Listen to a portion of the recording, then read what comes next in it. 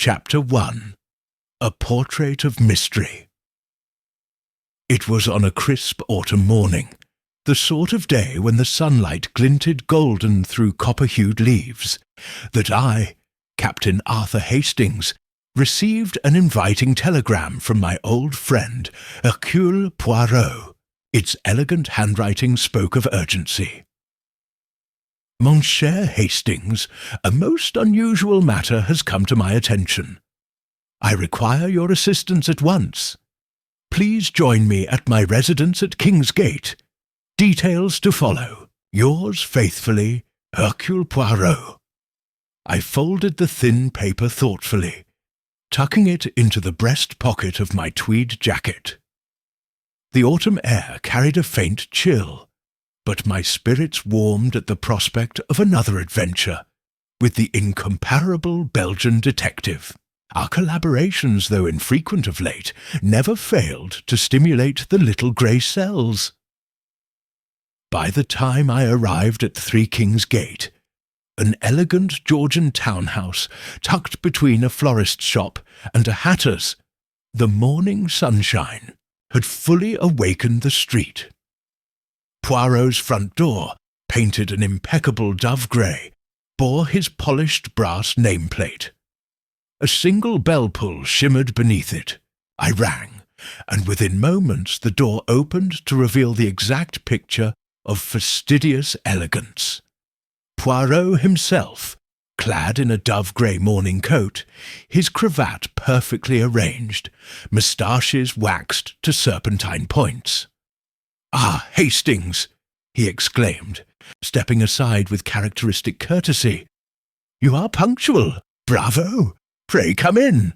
I followed him through an entry hall of polished mahogany and oriental rugs into his sitting room, a sanctuary of precise orderliness. A silver samovar steamed gently on a side table. Porcelain teacups gleamed on a silver tray.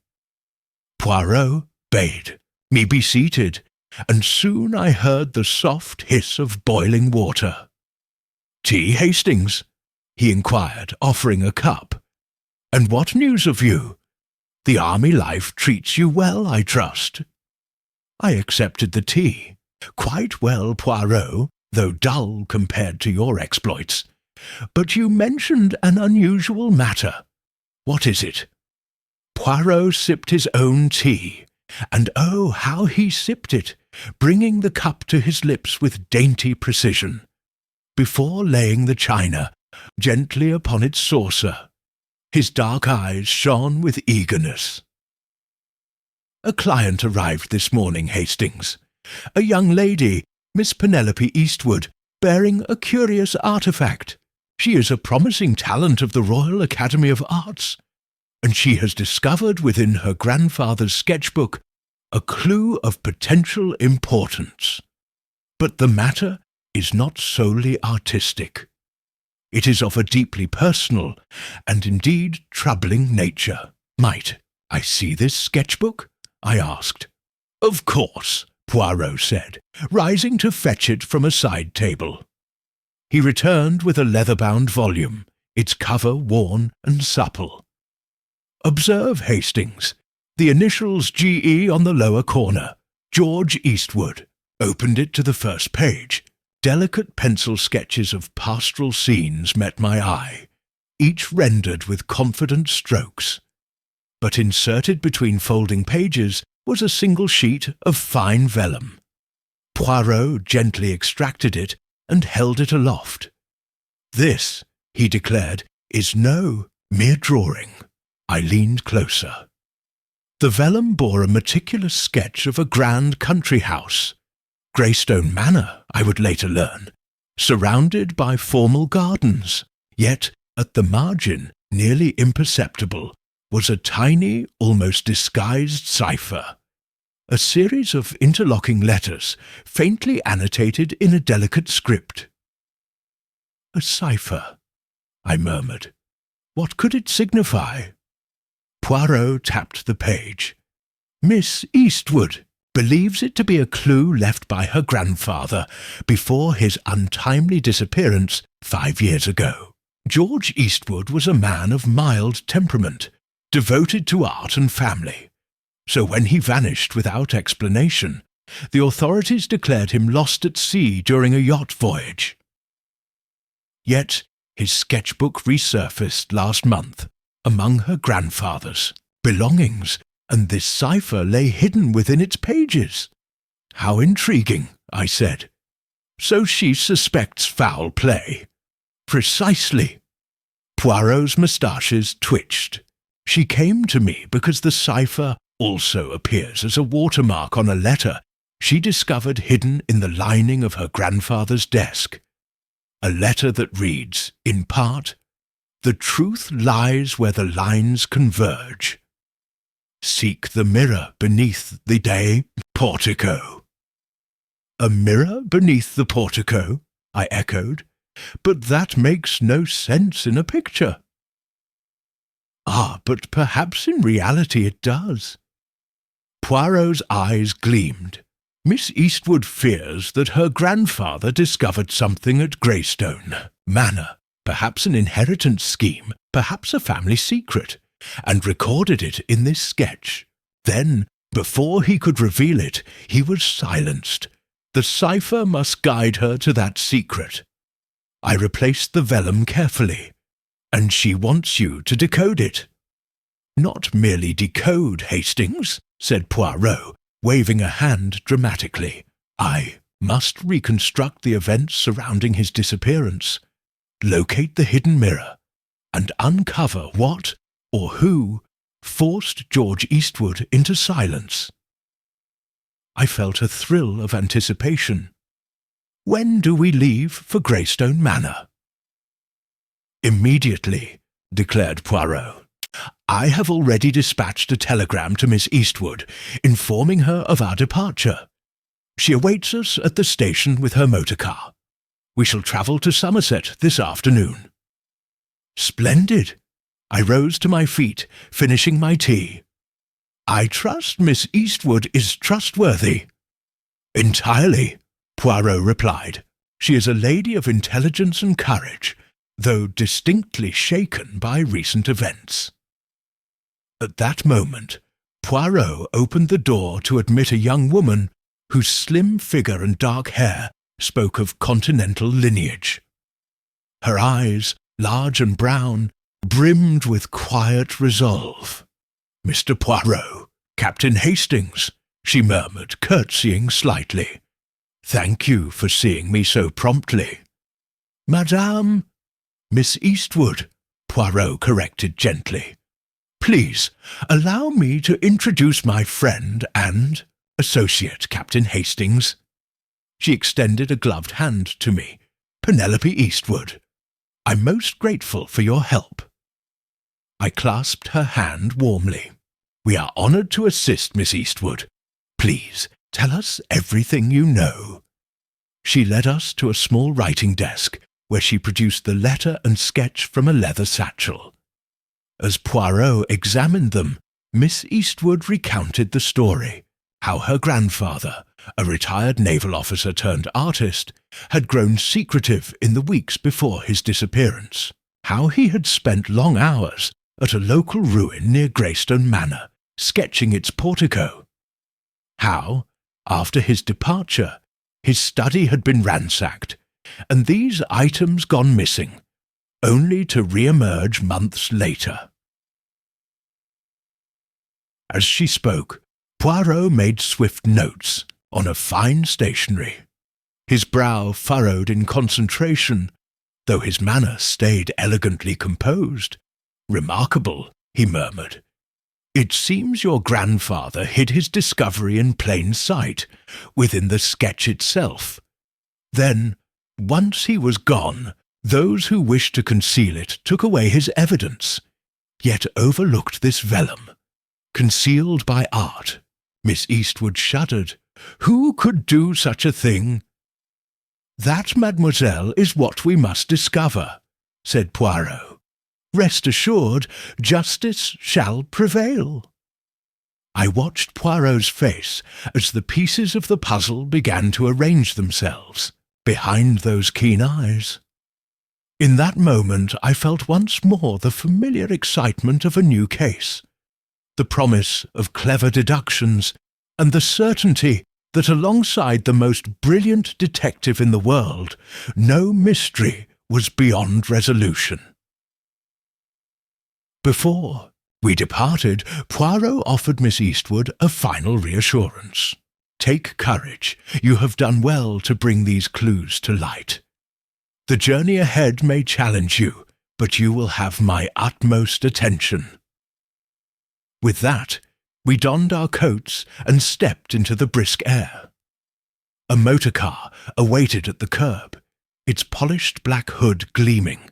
As we settled onto the leather seats, Miss Eastwood gave the driver instructions, and we were soon rattling away from London, bound for the rolling hills of Somerset, and for Greystone Manor, where a hidden mirror and a long-buried secret awaited discovery. Thus, with heart and mind engaged, did our adventure begin, an adventure that would test my friend's incomparable methods and reveal how, in the most innocuous of places, art can conceal the deepest truths. And I, Captain Hastings, could not wait to see how the puzzle would unfold. Chapter 2. Arrival at Greystone Manor.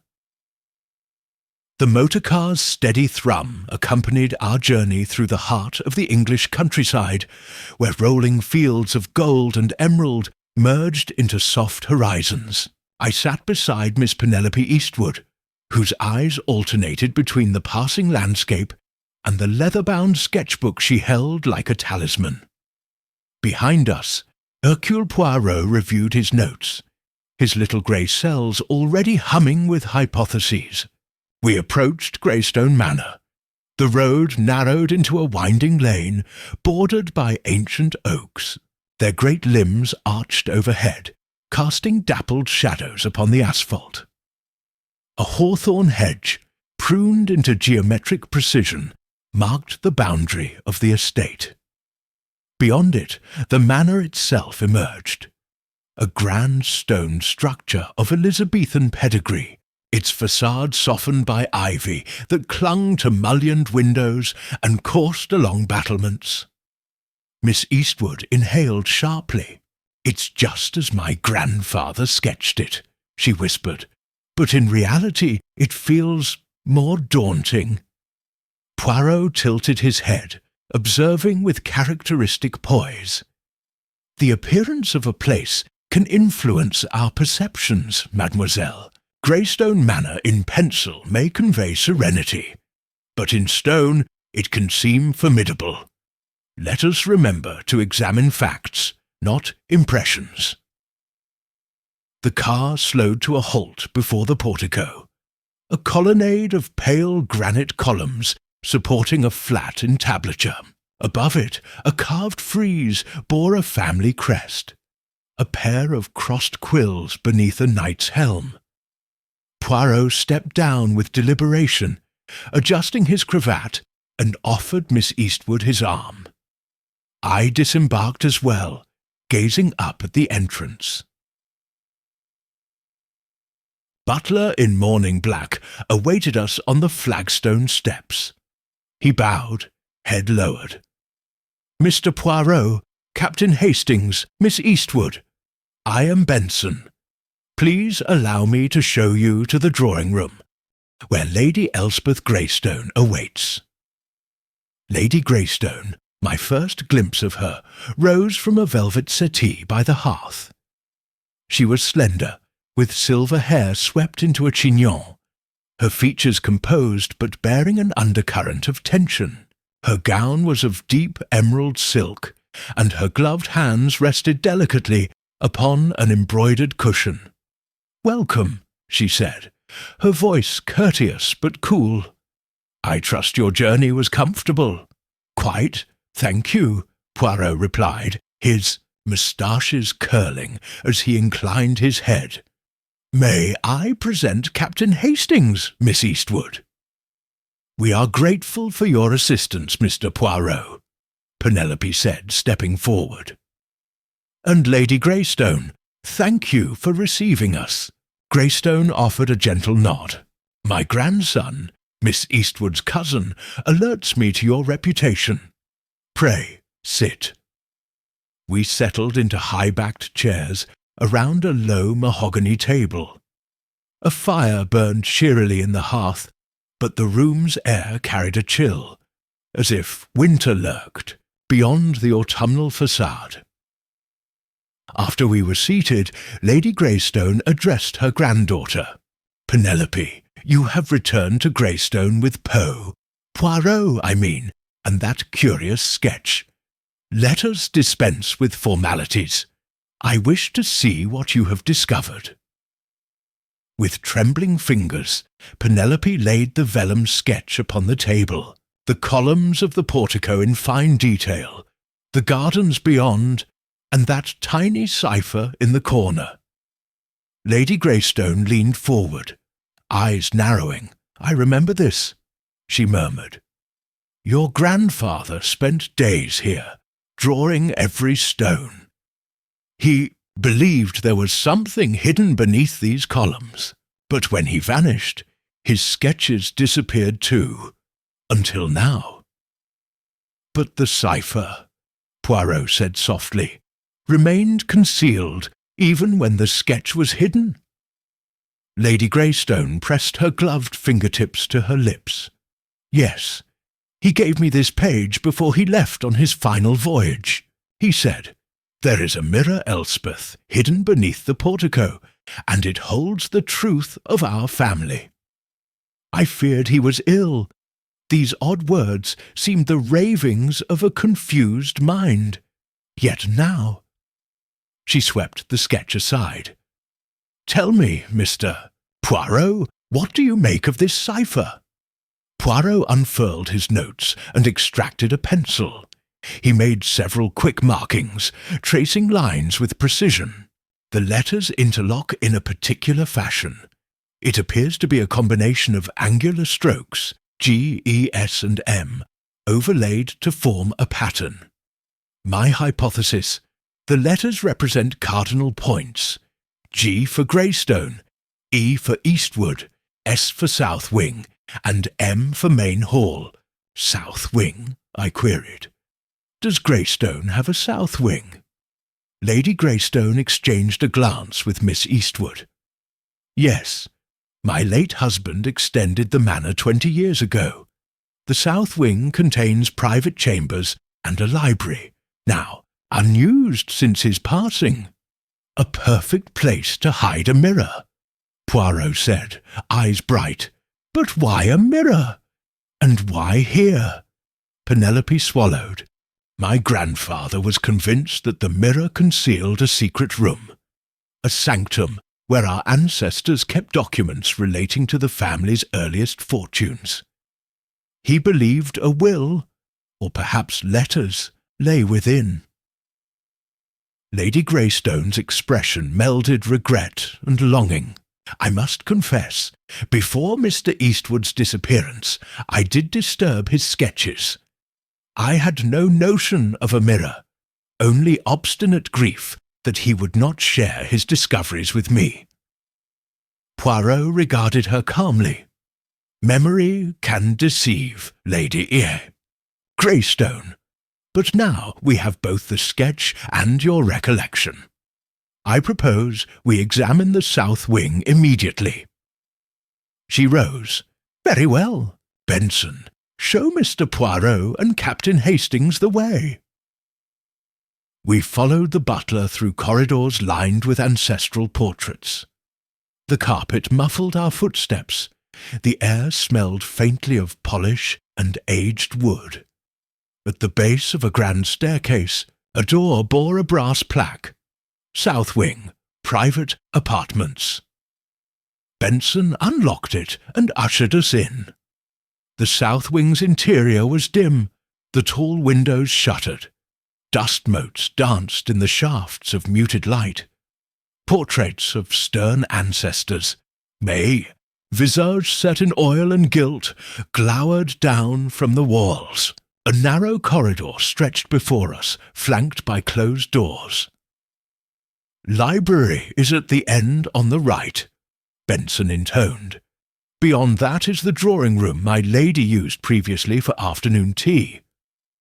Poirot's step was unhurried, but his gaze keen. Benson, do you recall seeing any unusual disturbances here after Mr. Eastwood's disappearance? The rooms were untouched, sir, Benson replied. No papers misplaced, no signs of forced entry. Poirot nodded. Thank you. He paused before a heavy oak door. I watched him push it open. Inside lay the South Wing Library. Shelves of leather-bound tomes, a sturdy desk, and, in the centre, a large cheval mirror whose gold frame glimmered despite the dimness. Penelope gasped. That mirror, just as he described. Poirot advanced, examining the frame closely. He ran a finger along the bottom edge, where a small hinge was nearly invisible. Aha, he whispered. Observe this seam. The frame appears to pivot, pressed lightly, and with a faint click, the mirror swung forward on concealed hinges, revealing a shallow recess in the wall. Within, a dust-laden leather portfolio lay waiting. Penelope's eyes filled with tears. Grandfather! He must have hidden it here. She reached for the portfolio, but Poirot stopped her with a gentle hand. Allow me, mademoiselle. He lifted the portfolio and opened it on the desk. Inside were neatly folded documents. Letters, a will dated 6 months before George Eastwood's disappearance, and a sealed envelope bearing the Greystone family crest. Lady Greystone moved closer. My family's inheritance. Poirot began to read aloud. The will divided the estate not among Lady Greystone's daughters, but equally between Lady Greystone herself and her late husband's younger brother, Uncle Richard, on the condition that both heirs remain alive and in residence for 1 year. Should either die or vacate, the entire estate would pass to the surviving heir. A murmur escaped Lady Greystone's lips. Richard, the only male heir, was known to have squandered his fortune. My husband disapproved of him. He must have drafted this will to protect Penelope and me. Miss Eastwood's brow furrowed. But Uncle Richard lives abroad. He returned yesterday, claiming to attend a memorial. Could he have known of this will? Lady Greystone's face paled. Arrived unannounced, he insisted on staying in the South Wing. Poirot closed the document. Mademoiselle Lady Greystone, we have discovered motive, means, and opportunity. Your uncle would gain the entire estate if either of you were removed within the year. A hush fell across the room. Even the portraits seemed to recoil in silent judgment. I spoke then, but why remove George Eastwood? He was not an heir. Precisely, Poirot murmured. He uncovered the will, and by hiding it in his sketchbook, intended to protect you both. Uncle Richard, learning of this scheme, followed him to Greystone. He searched the South Wing, but overlooked the hidden cipher within the drawing. George, realizing danger, encoded the location in the sketch and escaped to sea, hoping to return when safe. But Uncle Richard's influence aboard the yacht, he held a maritime interest, might have prevented his return. Penelope covered her mouth. He could have arranged a storm, or detained grandfather. The sea was his domain. Lady Greystone swayed. Uncle Richard, he hired a cruiser. He was always jealous of George's success as an artist. Poirot nodded solemnly. Now we have the key. Mademoiselle, you must reclaim your grandfather's rightful legacy, and justice must hold your uncle to account. Miss Eastwood's resolve hardened. "You're right, Mr. Poirot. We'll see him confronted." Poirot offered a small smile. "Courage, mademoiselle. But the path ahead remains delicate. We must present evidence with precision, lest your uncle destroy what remains." He turned to Benson. "Notify the local magistrate, Captain Hastings, and I shall escort him to the house and ensure the will's formal recognition." As Benson departed to carry out orders, Poirot closed the mirror frame and replaced the documents.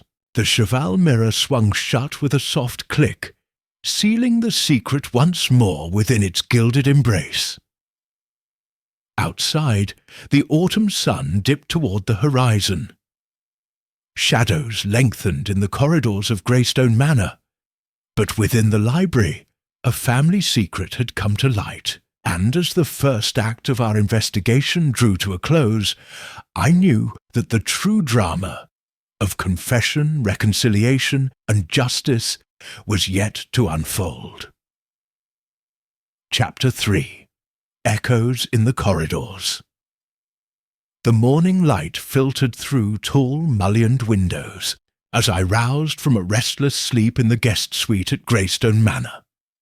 A fine mist clung to the gardens, lending the ancient grounds an otherworldly hush. My thoughts drifted to the revelations of the previous evening. The hidden mirror, the secret will, and the knowledge that Uncle Richard, with his calculating smile, was now under suspicion. Over strong tea and toasted crumpets delivered by Benson, Poirot and I reviewed our plan for the day. Penelope Eastwood joined us, her features resolute despite the weight of recent discoveries. "I have sent a message to Uncle Richard," she confided, "asking him to meet us in the library at 10 o'clock. I insisted it be a private discussion, though I fear he will bring his solicitor." Poirot nodded approvingly. "Very good, mademoiselle. We must be prepared for any stratagems he may employ to discredit your claim. The will is genuine, but presentation in the proper legal forum will be key. Meanwhile, let us gather further evidence and observe his behaviour." After breakfast, we split our efforts. I accompanied Penelope to the old naval office, George Eastwood's former studio, adjacent to the East Wing. There, among his paints and easel, lay other sketches and letters, untouched since his disappearance. Penelope hoped to find correspondence that might further elucidate her grandfather's last days. Meanwhile, Poirot set off with Lady Greystone to interview the local steward, Mr. Aldridge, who oversaw the estate's finances. In the studio, the air was thick with the scent of turpentine and half-dried oil. Penelope ran her fingers along a row of canvases, seascapes, portico studies, and a curious painting of a storm-battered yacht. "He painted this just days before he vanished," she murmured. "It's almost prophetic." I examined the brushwork, the churning waves, the skeletal rigging, and hidden in the corner, a faint crown motif. Could it tie to a maritime emblem known to Uncle Richard's shipping ventures? The window frame rattled lightly, and I turned to see shadows shifting outside. Two figures, Uncle Richard and his solicitor, a gaunt man in pinstriped suit, stood near the hedge, glancing up at the studio windows. I alerted Penelope, and she closed the shutters with a firm hand, returning to the canvases. "I sense something," she whispered. "He'll deny everything, but I feel he's already begun to manoeuvre." I agreed, noting the solicitors, keen eyes and meticulous notepad. Clearly, they intended to collect any details they could twist.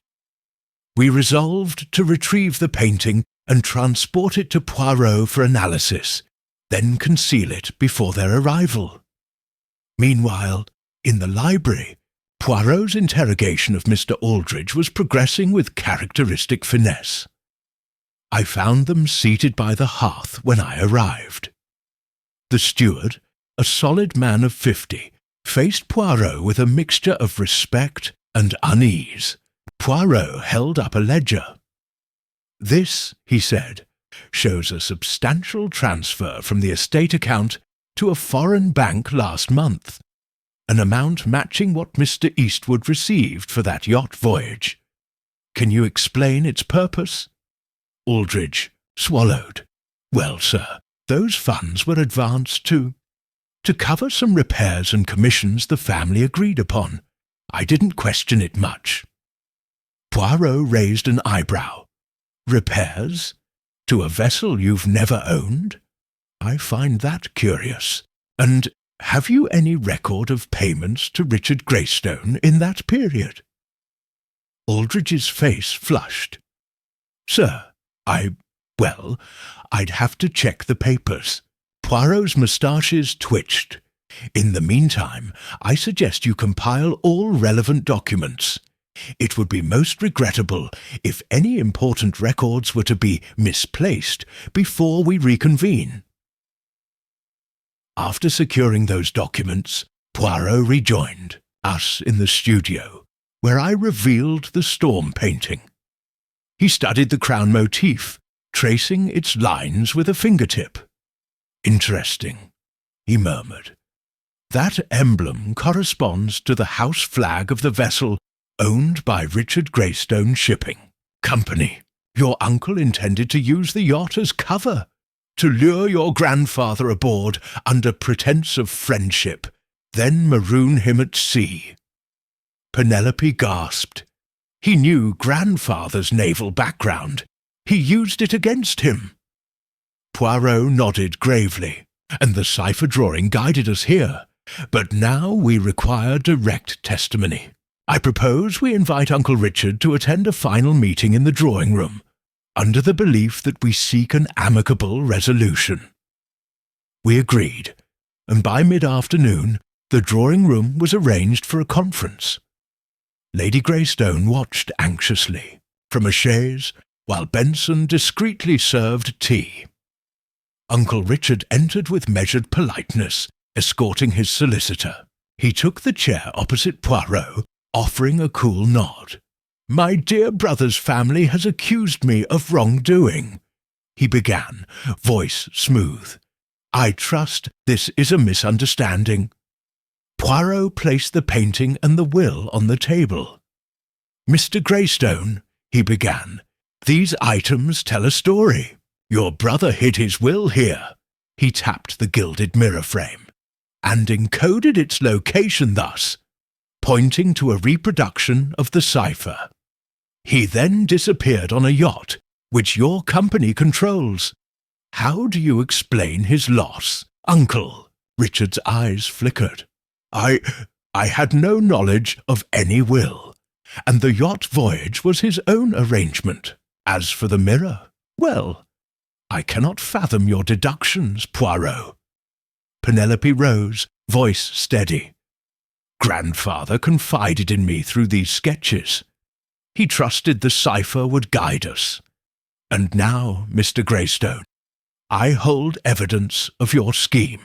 She placed the painting and a copy of the will before him. His composure cracked. "You have no proof I orchestrated anything beyond the ordinary. Accidents happen at sea." He leaned forward. "You cannot prove I tampered with my brother's voyage. There were no witnesses." Poirot tapped his cane. "On the contrary, there is witness testimony. Mr. Aldridge will attest to unusual fund transfers and instructions you gave regarding that voyage, and the solicitor present can confirm your strained relations with your brother. Furthermore, private logs from the yacht's second mate, secured by the Crown, detail your insistence on departing despite storm warnings." Uncle Richard's face drained of colour. His solicitor whispered urgently in his ear, The older man rose, failing to meet our eyes.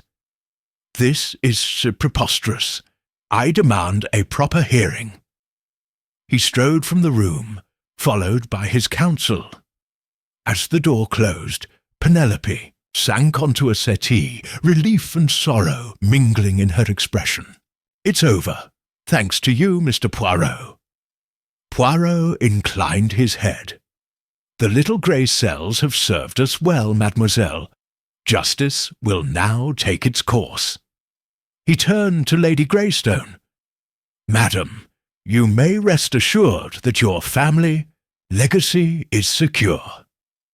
I watched as mother and daughter embraced, the tension of days unspooling at last. Outside, the late afternoon light softened the manor's stone facade. In the corridors of Greystone, echoes of conspiracy and betrayal had given way to clarity and hope. And as the shadows lengthened, I knew our journey was far from over. 12 chapters lay ahead, each promise of further intrigue. But for this moment, justice had prevailed, and the hidden secrets of a sketchbook had reshaped the destiny of a family. Chapter 4. Threads of conspiracy dawn's first light filtered through the tall Gothic windows of Greystone Manor, painting the library walls with pale gold. The previous evening's confrontation had drawn to a close, leaving in its wake the rustle of legal papers and the promise of an inquiry. Yet, as I surveyed the heavy curtains and the empty cheval mirror frame, I sensed that the unravelling tapestry of George Eastwood's fate still held hidden threads. Over breakfast in the oak-panelled dining room, Poirot reviewed the day's agenda with Lady Greystone and Miss Eastwood. "Our first task," he declared, "is to ensure the will's safekeeping, while the magistrate reviews the evidence. But beyond that, we must probe whether Uncle Richard's influence extends further into this house. There were shadows at play last night that merit our attention." His grey eyes flicked to Benson, the butler, who stood discreetly behind Lady Greystone's chair, polishing a silver tray with the same precision he applied to every detail of the manor. "We shall keep the will in this room under lock and key," Poirot continued, tapping a finger on the locked cabinet, "and I must request your permission to search certain private areas for any additional documents or clues left by your grandfather." Lady Greystone exchanged a look with Penelope. "Of course, Mr. Poirot. You have carte blanche. This house has no secrets from me that might compromise my daughter's inheritance." I poured tea for Miss Eastwood, observing her resolve. "I appreciate your thoroughness, Poirot," she said. "But tell me, why suspect that Uncle Richard's reach may be deeper than we know?" Poirot lifted a teaspoon, stirring his tea meditatively. "Because the true conspirator rarely leaves loose ends. He may have overlooked the mirror's hiding place, but the will was only one discovery. I suspect further concealments, maps, letters, perhaps even a second cipher, pointing to the final resting place of other family documents." After breakfast, Poirot and I set out to examine the East Wing, where George Eastwood's nautical sketches were stored. Penelope accompanied us, clutching the leather portfolio. We passed through a corridor lined with tapestries depicting naval battles, the clang of armour antiquated now. The East Wing door bore a simple brass plaque, "Studio and Archives." Inside, the air smelled of old paper and oil paint. Shelves of logbooks, portfolios, and framed studies lined the walls. Poirot surveyed the room with rapt attention. "Mademoiselle, may I?" He gestured to a stack of sketchbooks bound in faded navy covers. Penelope hesitated, then handed him the topmost volume, the one in which the cipher sketch had originally been found. Poirot opened it to the frontispiece, where a faint watermark of interlacing quills was visible under oblique light. "I see, here, additional faint markings," Poirot murmured. He tilted the book beneath a desk lamp, revealing a sequence of small Roman numerals drawn in pencil along the binding. A, V, third. These numerals correspond to pages within this series. We may find further clues precisely on those pages. Penelope's brow furrowed. My grandfather was always partial to puzzles. If he knew danger came for him, he would hide fragments across his work, trusting me one day to assemble them. "Exactly," Poirot said. "Let us inspect page Guillaume." He leafed through the book and stopped at a charcoal sketch of the manors, portico, this time rendered at twilight. The columns were bathed in moonlight, and between their bases was a subtle arch, like a keyhole carved into stone. Faintly scratched along the bottom margin was the word reflection. "A reflection," I said. "The mirror again." "Yes," Poirot agreed, pointing, "but not the cheval mirror. Look at the arch, a keyhole suggesting another concealed aperture. Now, page 5. He flicked to a painting of a stormy sea, likewise bearing a tiny pentagon drawn in bare lines.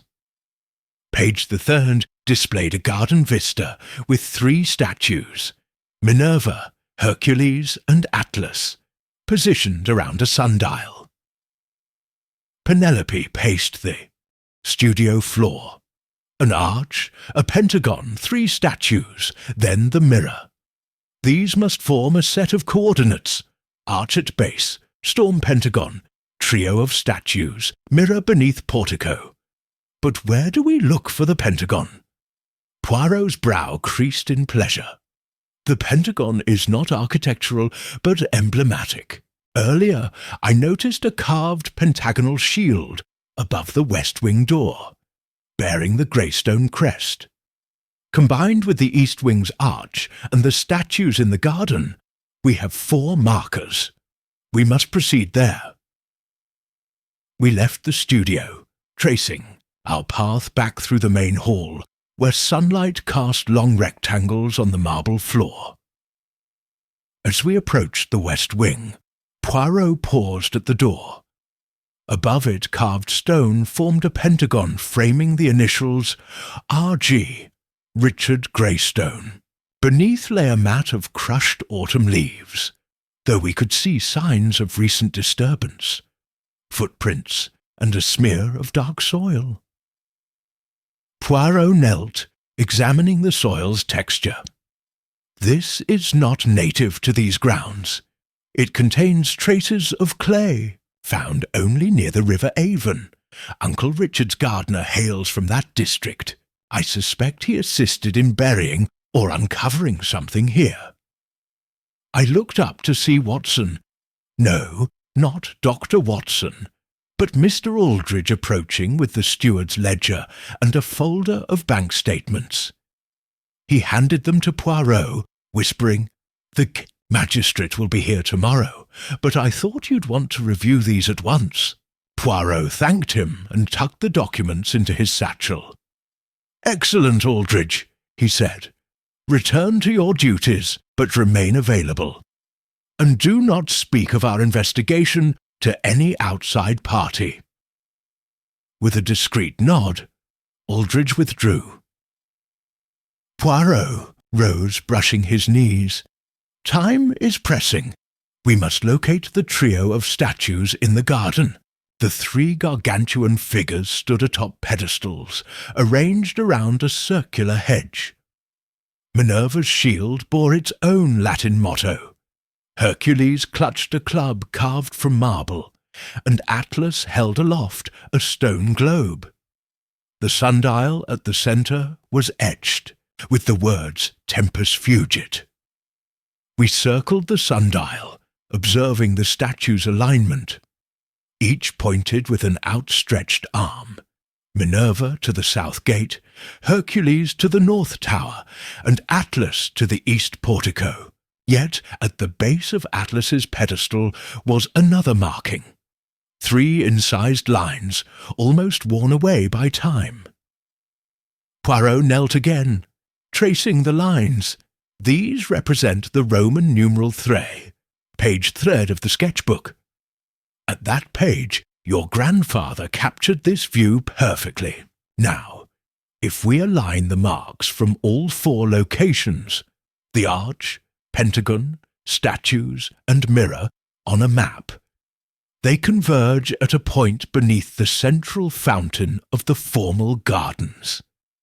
I peered at his map sketches, mentally overlaying the estate grounds. The fountain, an ornate tiered structure, stood at the heart of the gardens. Poirot tapped a spot on the ground near its stone lions. "Here," he said, "but beneath the fountain itself lies a vaulted chamber, once used by the original Greystone lords as a wine cellar, until it collapsed and was forgotten. I suspect your grandfather rediscovered the vault and concealed further documents." Monsieur Eastwood's eyes glimmered.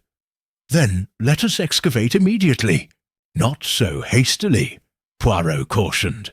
"We must first secure the area and ensure no one interferes. Uncle Richard's influence may extend even to the gardeners." He turned to me. "Hastings, arrange for the local constable to guard the entrance to the gardens. I will remain here with Mademoiselle to supervise the dig." Within the hour, the head gardener, a burly man named Thompson, arrived under Poirot's direction, carrying shovels and lanterns. Thompson blinked at the sight of the fountain being methodically cleared. Poirot briefed him in low tones while we oversaw the digging.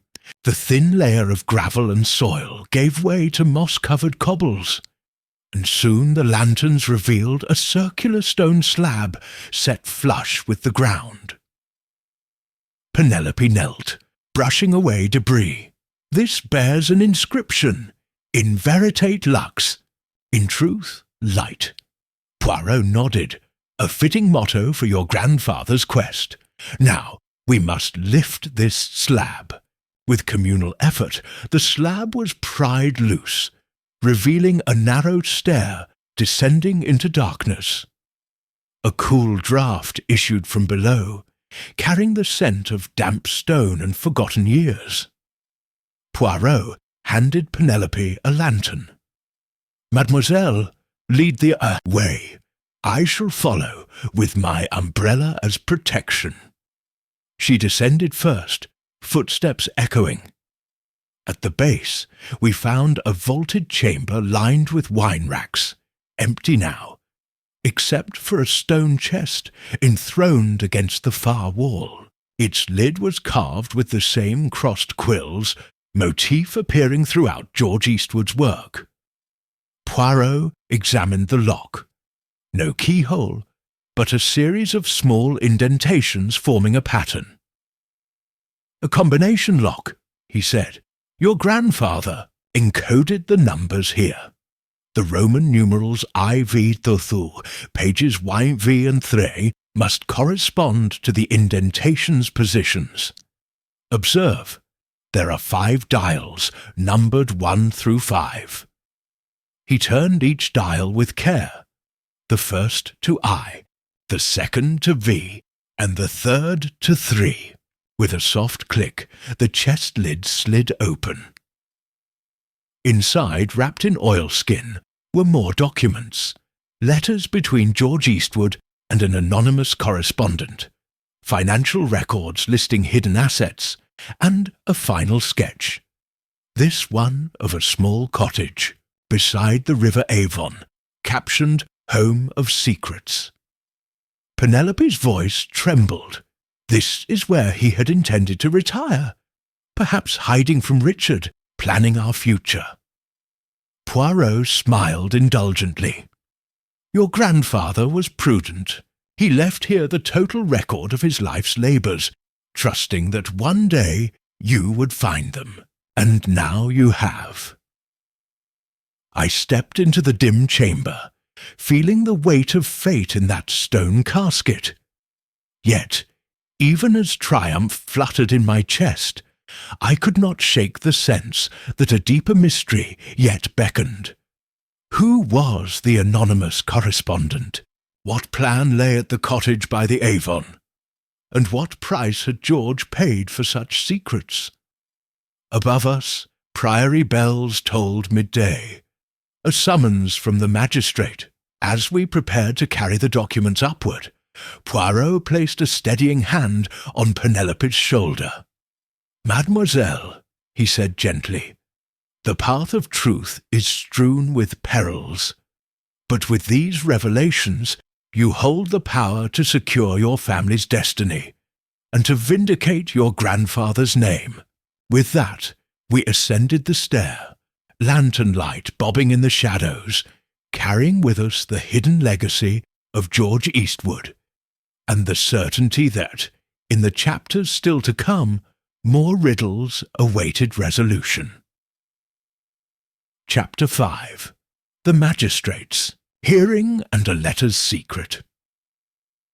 The morning air at Greystone Manor was crisp and clear. The last hints of autumn's mist burned away by a bright sun that glinted off frosted lawns. By the time I descended the grand staircase, the dining hall was already aglow with warm light.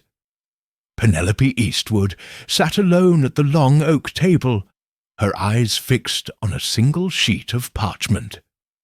Poirot stood beside her, consulting the magistrates. Summons, Captain Hastings, he said, offering me a chair. I trust you slept well. Remarkably so after yesterday's adventures, I replied, seating myself. But I see Penelope contemplates something urgent. She smiled wanly. A letter arrived at dawn, with no postmark, but the same watermark of crossed quills I've seen in grandfather's sketches. There is no signature, only a request that I travel to the cottage by the River Avon at noon, alone, to learn the final truth. She folded the letter as though its words were both treasure and threat. Poirot nodded thoughtfully. An anonymous correspondent, your grandfather's confidant perhaps, or a foe seeking to mislead you. We cannot ignore the summons, yet caution is paramount. He placed a gentle hand on her arm. We have business first with the magistrate. Come, mademoiselle, we must present our evidence. Outside, a four-wheeled carriage awaited, its coachman in livery. The local magistrate, Sir Francis Wingate, was a stern but fair man whose jurisdiction covered the county. He had agreed to visit Greystone Manor to examine the will and related documents in situ. Our escort comprised Sir Francis, his clerk, Mr. Penfold, and a magistrate's constable. In the library, already reorganized for formal proceedings, the cheval mirror stood blank on its stand, as if waiting to resume its secret. The desk groaned under the weight of ledgers, letters, wills, and the sea-wrack-stained painting. Lady Greystone sat to one side, her posture resolute yet anxious. Beneath the vaulted ceiling, Sir Francis entered, powdered wig and all, followed by Penfold, who carried a leather portfolio. "Good morning," Sir Francis intoned, addressing Lady Greystone. "We are here to adjudicate the matter of the late Mr. George Eastwood's will, alleged to affect the Greystone estate." He turned to Poirot. "Mr. Poirot, I understand you represent the family's interests." Poirot inclined his head. "Indeed, sir, I shall present the will, the hidden archive discovered beneath the fountain, and witness testimony regarding its authenticity and concealment. He gestured to Miss Eastwood. Mademoiselle Eastwood discovered the sketchbook with cipher leading to the will's secret hiding place. Sir Francis adjusted his spectacles. Very well. Mr. Penfold, read the will's pertinent clauses. The clerk opened the will and recited the passages that divided the estate equally between Lady Greystone and her nephew, Uncle Richard, with the stipulation of continuous residence for 1 year. Uncle Richard, escorted by his solicitor, stood at the back of the room. His face was composed, but his eyes flickered with impatience. "Your Honour," the solicitor interjected, "we question the will's legality. It bears no witness signatures, only my late brother's." Sir Francis raised a hand. "One moment. Mr. Poirot, you have more documentation." He nodded toward the chest of papers recovered from the vault. Poirot presented the letters between George Eastwood and the anonymous correspondent and the final sketch of the cottage. He explained the circumstances, how the will was drafted 6 months prior to George's disappearance, sealed by the family's notary, then concealed in the mirror frame, and later transferred to the vault. He displayed the notary's attestation, retrieved in the chest, and the steward's log confirming the funds transfer and instructions to conceal the chest. Sir Francis stroked his chin. The notary's affidavit is indeed binding, and these additional documents corroborate the will's authenticity. It appears your late client took meticulous steps to ensure the will's preservation. He turned to Uncle Richard. "Mr. Greystone, do you dispute these attestations?" Uncle Richard's jaw tightened. I do not contest my brother's intent," he said at last, his voice measured. "But I maintain that the will's concealment and retrievability, hidden behind a mirror, buried beneath a fountain, were acts of cunning beyond standard practice. Might such artifice be grounds for contesting the will's validity?" Sir Francis fixed him with a sharp glance. Mr. Eastwood was at liberty to conceal his will as he saw fit. The law concerns itself with a will's authenticity and the testator's capacity. Unless evidence suggests duress or forgery, the will stands. A murmur rippled through the room. Uncle Richard's solicitor whispered urgently in his ear.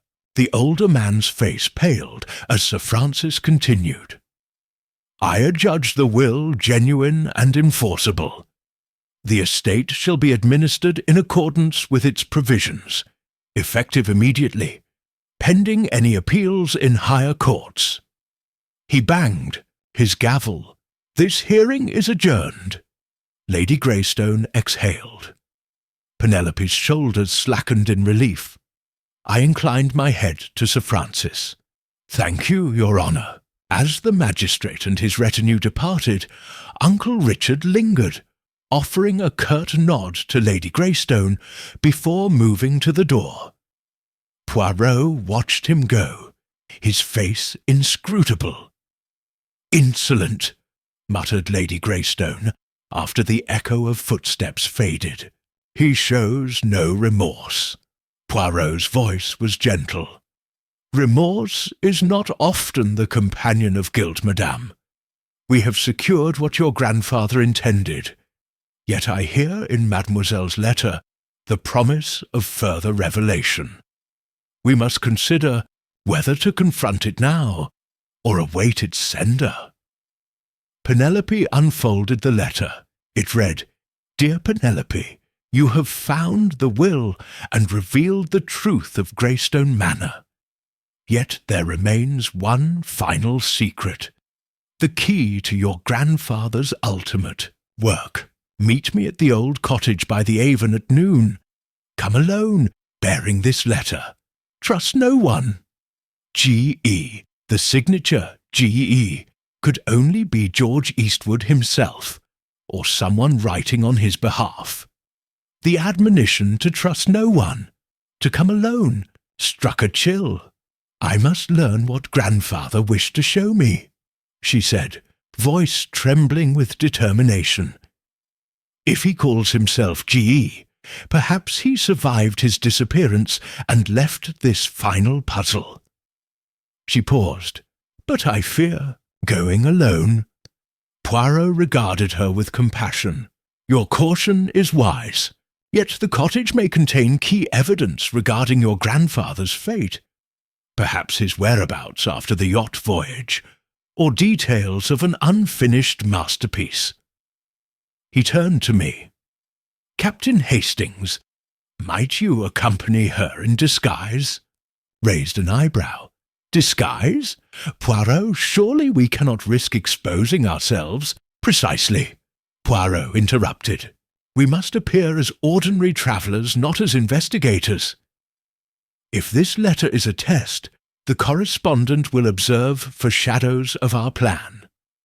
Better that you and Mademoiselle arrive unaccompanied by known allies." He tapped his cane lightly. "And I shall remain here to attend to any developments at Greyston. You, Hastings, must ensure Penelope's safety." Penelope's eyes shimmered with gratitude and trepidation. "Thank you, both of you. I would feel lost facing this alone." "We shall equip you," Poirot said briskly. "Here is a concealed map of the estate, extended to the Avon cottage, and a key to the private gate." He handed her a small leather pouch. "Inside is a pocket-knife, a torch, and these stamps to mail a message from the village post office should you need assistance. Now you must leave within the hour." I offered my arm. "Shall we prepare at once?" Penelope nodded, standing. Lady Greystone embraced her gently. "Be careful, my dear. Return safely." Benson appeared to escort us to the servants' quarters, where Penelope changed into a simple travelling dress and carried the letter in an envelope marked "Private." I donned a cap and overcoat, adjusting my collar to look every bit the local passer-by. By 10 minutes to noon, we stood before the small gate at the edge of the formal gardens, beyond which a footpath led through woodland to the river. Penelope hesitated at the gate. "What if this is a trap?" I patted her hand. "Then we'll confront it together. Whatever awaits, you are not alone." She slipped through the gate, and I followed. The path wound beneath towering beeches, their leaves golden and brittle. A carpet of fallen leaves muffled our footsteps. The air smelled faintly of wood smoke from distant chimneys. At a fork, Penelope consulted the map Poirot had provided, choosing the right-hand trail that followed a stream to its mouth at the riverbank. There, nestled among reeds and willows, stood a modest stone cottage with a thatched roof. Its windows were darkened, and the door bore the same crossed quills watermark faintly inscribed on its wooden frame. Penelope's breath caught in her throat. "The place is exactly as grandfather drew it," she whispered. I nodded, moving to stand by her side. "Stay close." She lifted the latch and stepped inside. The cottage interior was simple. A single room with a hearth, a wooden table, and a low bookshelf. But on the table lay an open portfolio. More sketches of the cottage, and at the far wall, a small easel bearing an unfinished canvas. It depicted the manor's portico beneath a full moon. But in the foreground stood a solitary figure staring down at a broken compass. Penelope approached, reading the pencil inscription at the canvas's base. "When the compass fails, look within." She shivered. I examined the compass lying on the table. a brass instrument tarnished by salt water. The needle quivered erratically. Heraclitus once said, "The unexamined life is not worth living." Your grandfather's final riddle, perhaps, is not geographic but introspective. Penelope closed her eyes. "Look within. What does that mean?" I touched the canvas. Perhaps we must inspect the frame, or the table beneath it. He did not leave instructions for nothing. She lifted the canvas, revealing a hidden compartment in the table. Inside lay a small leather-bound journal. Penelope opened it to the first page, where her grandfather's neat hand wrote, "To my beloved Penelope, if you hold this journal, then my voyage was not my end. Herein lie my true thoughts, my confession of fears, my final deductions about Cousin Richard, and the plan I hoped would save us all." She looked up, tears brimming. "He survived, and wrote this for me." At that moment, a soft click sounded at the cottage door. We froze as the door swung inward, revealing a shadowed figure silhouetted in daylight. "Not all ends are happy," said a deep voice. Penelope clutched the journal to her chest. I stepped forward, ready to protect her. The figure emerged into light, and my heart caught in my throat. Uncle Richard stood there, his face pale but composed, solicitor at his side. He smiled coldly. "Bravo, Miss Eastwood. You've done well to follow the clues, but this game ends now." He gestured to 2 men in dark coats waiting outside the cottage. "These gentlemen will escort you back in case you take a wrong step. Both of you." His eyes flicked to me. "No tricks, Captain." Penelope trembled, and I clenched my fists. But before I could speak, Uncle Richard's solicitor stepped forward, producing a sealed warrant.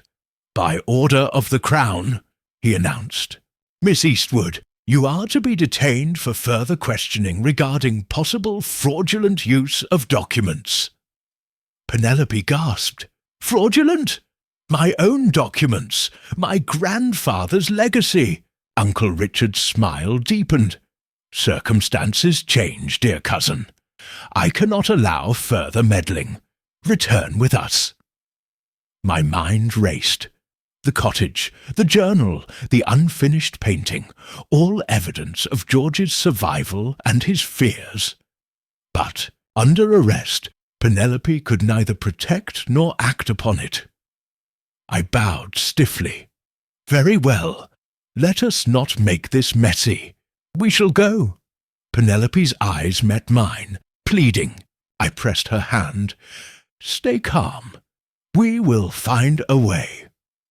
And so we stepped out of the cottage, the journal still in Penelope's embrace, knowing that the next twist in the tale would demand every ounce of cunning from Hercule Poirot's little grey cells, and from our own resolve.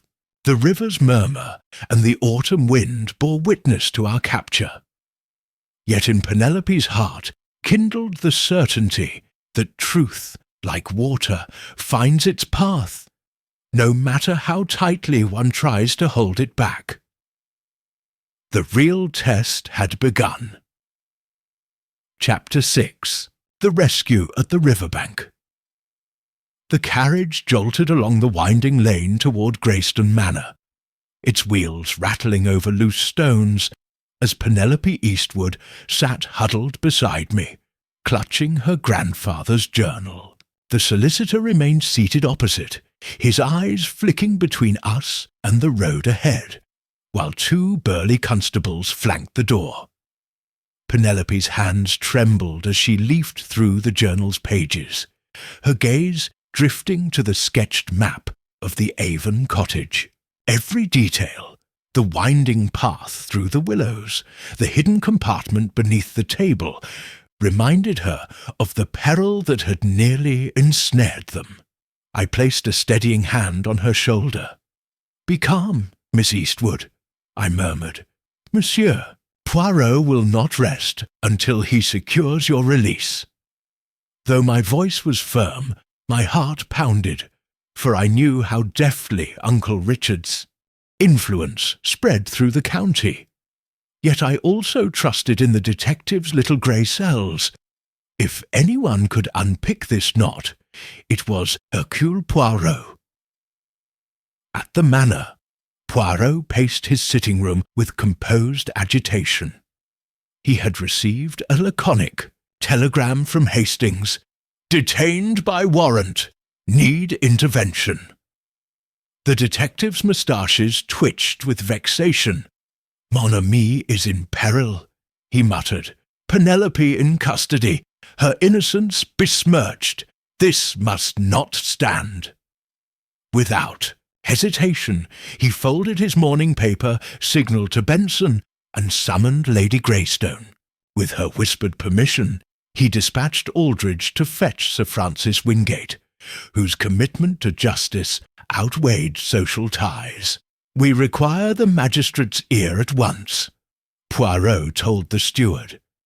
"Inform Sir Francis that Captain Hastings and Miss Eastwood were apprehended under questionable circumstances.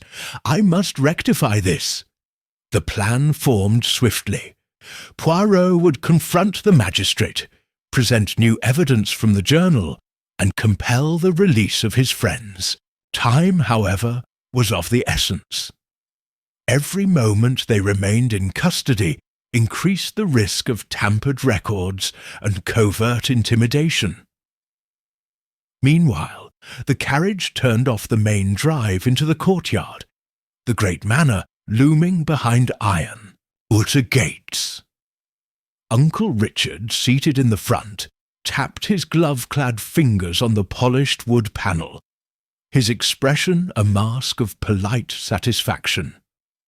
"Captain Hastings," he ventured, "I trust you find our accommodations agreeable." His tone betrayed none of the malice that had driven his scheme. Penelope offered no reply. Her lips pressed thin. I inclined my head. "Your hospitality is illuminating, Mr. Greystone." Beneath my calm veneer, I calculated the best moment to act. The solicitor's attention remained fixed on us, but the constables, confident of their warder's favour, kept their distance. I bided my time, waiting for the precise instant to expose Uncle Richard's treachery. Inside the manor's drawing-room, the magistrate's knock resounded on the oak door. Sir Francis Wingate entered, spectacles perched imperiously on his nose. Poirot greeted him with unruffled warmth. "Your Honour, I regret to disturb you, but urgent matters compel my attention." He presented a sheaf of papers, handwritten confessions from the Avon Journal, stamped with George Eastwood's seal, plus letters addressed to an aide of the Admiralty. Evidence that the disappearance at sea had never been accidental, but orchestrated by Richard Greystone's shipping interests. Sir Francis's eyes narrowed as he leafed through the documents. "What is the meaning of this, Monsieur Poirot?" he demanded. Poirot explained succinctly how the court-ordered warrant had been procured under false pretences, citing forged affidavits from the solicitor now serving as Uncle Richard's counsel. The magistrate's jaw clenched. "This is indeed grave," he said. "If these papers bear the testator's true hand, the warrant must be voided immediately." Back in the courtyard, the carriage door swung open as the magistrate's constable approached. Sir Francis's voice drifted out. "Captain Hastings, Miss Eastwood, this warrant is rescinded. You are free to go." Uncle Richard's polite smile faltered. I stood swiftly, offering Penelope my arm. "Come, mademoiselle, justice has prevailed." The constables, taken aback, stepped aside. Uncle Richard recovered his composure and rose from his seat. "Surely, Sir Francis, you require further review," he protested. Sir Francis fixed him with a steely gaze. "The law is clear, Mr. Greystone. Your warrant was based on fraudulent claims. I will ensure proper procedure is followed." Richard subsided, glowering, as Penelope alighted. I helped her steady herself. Relief washed through her. In her eyes I saw gratitude and renewed determination. Inside the drawing-room, Poirot awaited our return. He rose and offered us genial bows. "Ah, mes amis, you have arrived just in time for tea." His voice carried unshakable confidence. Penelope embraced him, tears of relief shining. "Thank you, Mr. Poirot," she said, her voice trembling. "I knew you would not abandon me." He smiled modestly. "Only the truth, mademoiselle, guides us, and your grandfather's wisdom." I observed Lady Greystone watching her daughter with a mother's relief and pride. Even the portraits on the walls seemed less austere now, as if the spirit of justice warmed the manor's ancient hallways. Once seated, Poirot poured tea while recounting steps taken. Sir Francis's immediate intervention, the voided warrant, and the solicitor's pending disbarment for forging documents. "Your uncle," Poirot said, "has overplayed his hand. With the true journal in your possession, and with public record of the will's legitimacy, his position crumbles." Penelope spread the pages of the journal before us. Among her grandfather's confessions was a final directive to entrust all papers to Penelope should he vanish. Now, with her inheritance secure and the cottage's secrets laid bare, she held the full testament of George Eastwood's life. Yet even as we celebrated, Poirot's gaze remained contemplative. "One matter persists," he said, curling a moustache. "The identity of your anonymous correspondent. The signature G could apply only to your grandfather.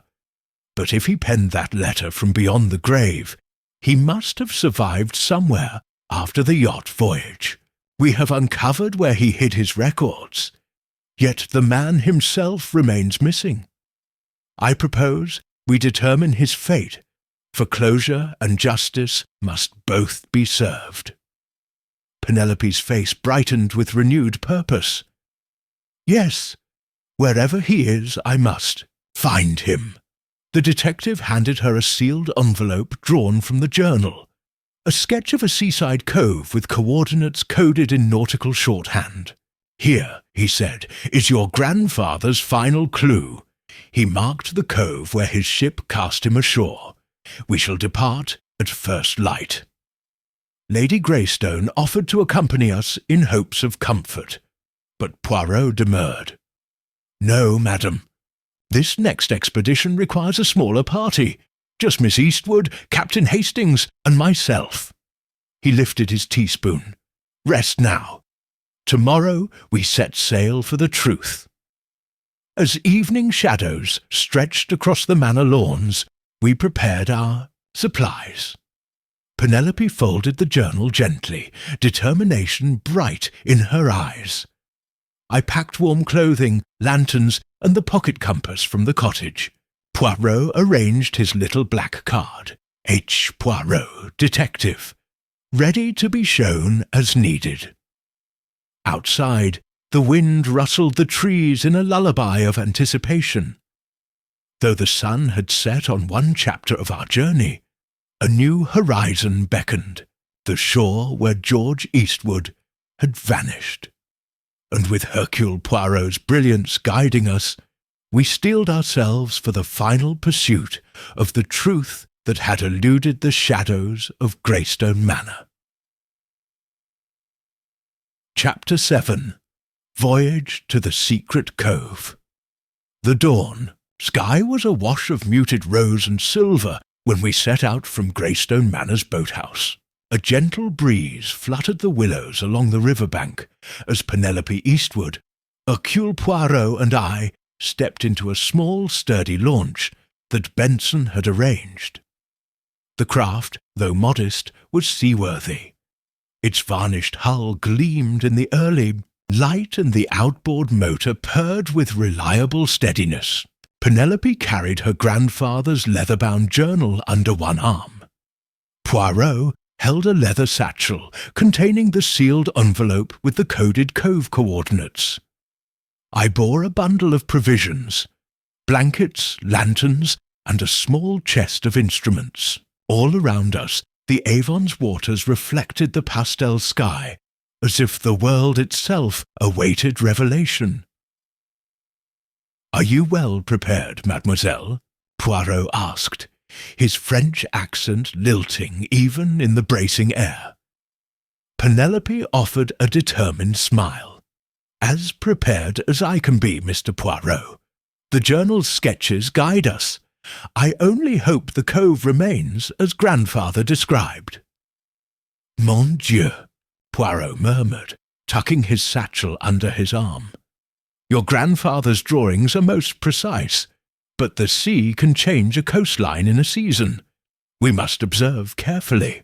He retrieved an ivory-handled compass from the satchel and balanced it in his palm, studying the needle's steady swing.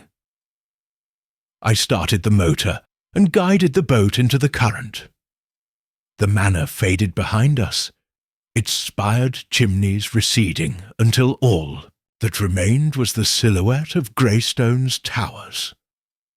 Ahead lay the river's mouth, where the Avon joined the estuary, and beyond that, the looming expanse of the Bristol Channel. Our destination lay along a stretch of coastline some 5 miles to the west, where cliffs fell into hidden coves, places often avoided by fishermen, but known to local smugglers in days gone by. As we passed beneath the old stone bridge, I glanced at Penelope, seated beside Poirot on the thwart. Her eyes traced the river banks, flicking between reed beds and ancient milling wheels. Though the morning was calm, I knew interior tension wound through her. This was the moment her grandfather had planned for, the culmination of years of fear and foresight. The channel's waters broadened, their hue deepening to aquamarine. Gulls wheeled overhead, their cries punctuating the hum of the motor. At the river's mouth, Poirot called for silence and switched off the engine. The boat drifted as he consulted the envelope's coordinates, cross-referencing them with a geography chart he'd drawn from George Eastwood's nautical notations. "Latitude 51 degrees north by west," he announced, slightly off the marked buoy. "We must hug the cliff edge until we find the marker grandfather described, a solitary sea stack rising from the waves like a sentinel." I restarted the motor, steering us close to the chalk-white cliffs that stretched like a rampart. Bands of grey and ochre streaked the stone, evidence of centuries of geological upheaval. As we rounded a bend in the coastline, the sea stack came into view, a jagged monolith, veined with salt stains and crowned by tufts of hardy grass. Below its base, the water churned in restless eddies. "Here," Poirot said, stepping forward to steady himself against the gunwale. He peered through a hand-drawn telescope, then nodded. "That is our landmark. Now, to find the cove." I slowed the boat and brought her alongside the cliff face. Dark caves yawned where the rock had been eroded by wind and wave. Between 2 such openings lay a narrow beach of pale shingle, half concealed by the tide. The cove's mouth was only accessible at low water. Beyond it lay a sheltered inlet. The tide was falling, but time was short if we hoped to land safely. "Prepare the rope ladder," Poirot instructed calmly. "We shall secure the boat to the sea stack and make our way down." Penelope and I unfurled a coiled ladder of knotted rope, tying one end to the monolith. With Poirot's encouragement, she descended first, boots scraping against the rock. The dampness of seaweed and spray clung to the stones. I assisted her down, hand over hand, until we reached the shingle fringe. Poirot followed with graceful dexterity, the rope ladder creaking under his slight weight. "Bravo, mademoiselle!" he called up. "Now to find the cave entrance." We stood in the cove's mouth, a horseshoe of stone sealing us from the open sea, except for that narrow corridor. The sunlight glowed on the pebbles. Beyond, the inlet spread like a secret lagoon. Poirot produced a small lamp from his satchel and lit it, its golden glow illuminating a rocky path that led deeper beneath the overhang. Penelope consulted the journal. He sketched 3 arches inside a cavern, with inscriptions above each. I peered into the gloom and saw, as our eyes adjusted, 3 natural arches carved into the sandstone. Above each arch, fluted capitals bore weathered Latin, unus, duo, tres. Beneath the 3rd arch, Poirot stepped forward, brushing away flakes of salt-encrusted moss to reveal a shallow niche. In Penelope's trembling hand, the journal pages fluttered. Under Arch 3, tres, he carved his likeness to mark the true entry. I pulled back a loose slab. Behind it lay a hidden door fashioned from driftwood, its planks bound with rusted iron straps. A corroded latch held it shut. Poirot drew a pocket-knife and gently pried the latch open. The door swung inward on hinges of sea bronze, revealing a narrow passage descending into the earth. "Quelle surprise!" Poirot said softly, shining the lamp's beam into the darkness. "A second vault, hidden by rock and tide." Penelope swallowed as she stepped forward. "He called this the sanctuary," she whispered. "He believed here he would await rescue, or perhaps hide away until he could return." I followed her onto a narrow ledge, the waves echoing distantly behind us. The passage sloped downward at a steep angle scraped by centuries of waves. Poirot moved ahead, lantern aloft. He mounted a small flight of stone steps hewn into the cliff. At the top was a low-ceilinged chamber, perhaps 12 feet square, hewn of rough-hewn stone and sealed against moisture by lead sheets. The air was cool and smelled of salt and old parchment. "By Jove," I breathed. Against the far wall stood a wooden desk, its surface caked with dust. Piles of papers lay strewn upon it, tied with ribbon.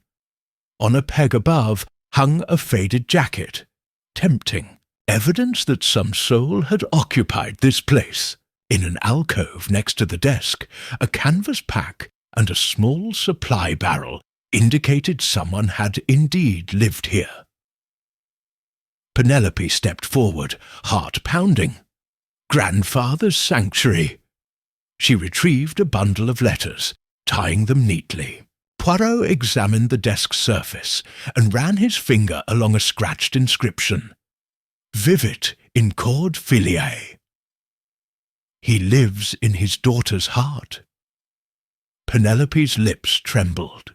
He wanted me to know he lived, even if he couldn't return. She opened the letters. One was addressed to Lady Greystone, another to me, Captain Hastings, and a final sealed packet to Poirot himself, bearing his name in George's bold hand. Poirot reverently returned the packet to his satchel, a final testament. He trusted each of us. He then motioned to a trapdoor in the floorboards, and one more secret. I knelt and lifted the flimsy hatch. Beneath was a stone vault containing several crates, sealed and stacked. One crate bore a carving, Oblivio, not to be opened until 50 years hence. Another was marked Arte Completa, complete works. Penelope studied the journal. He wrote of an unfinished magnum opus, his final painting, unseen by the world. As the tide whispered beyond the vault, Poirot located a crowbar among the tools. He pried open the Arte Completa crate. Inside lay a covered canvas and a sealed portfolio of sketches.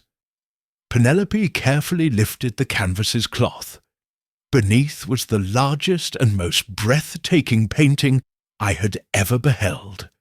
A sweeping seascape of Greystone Manor's cliffs bathed in moonlight, with ghostly figures on the shore. In the foreground, a grieving woman knelt before a broken compass, her portrait unmistakably that of Penelope Eastwood herself. Tears glistened in her eyes.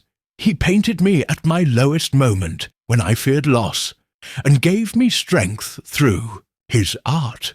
Poirot's voice was hushed. Art transcends death, mademoiselle. Your grandfather spoke to you across time through this canvas. He opened the sealed portfolio. Inside were studies for the final work, sketches of human faces, of sonnets transcribed in neat hand, and a letter explaining his reasons for disappearing. In it, George Eastwood confessed that he faked his disappearance to protect his family from Uncle Richard's threats and to complete his greatest work in peace. He planned to return once the painting was finished, and once Penelope was safe.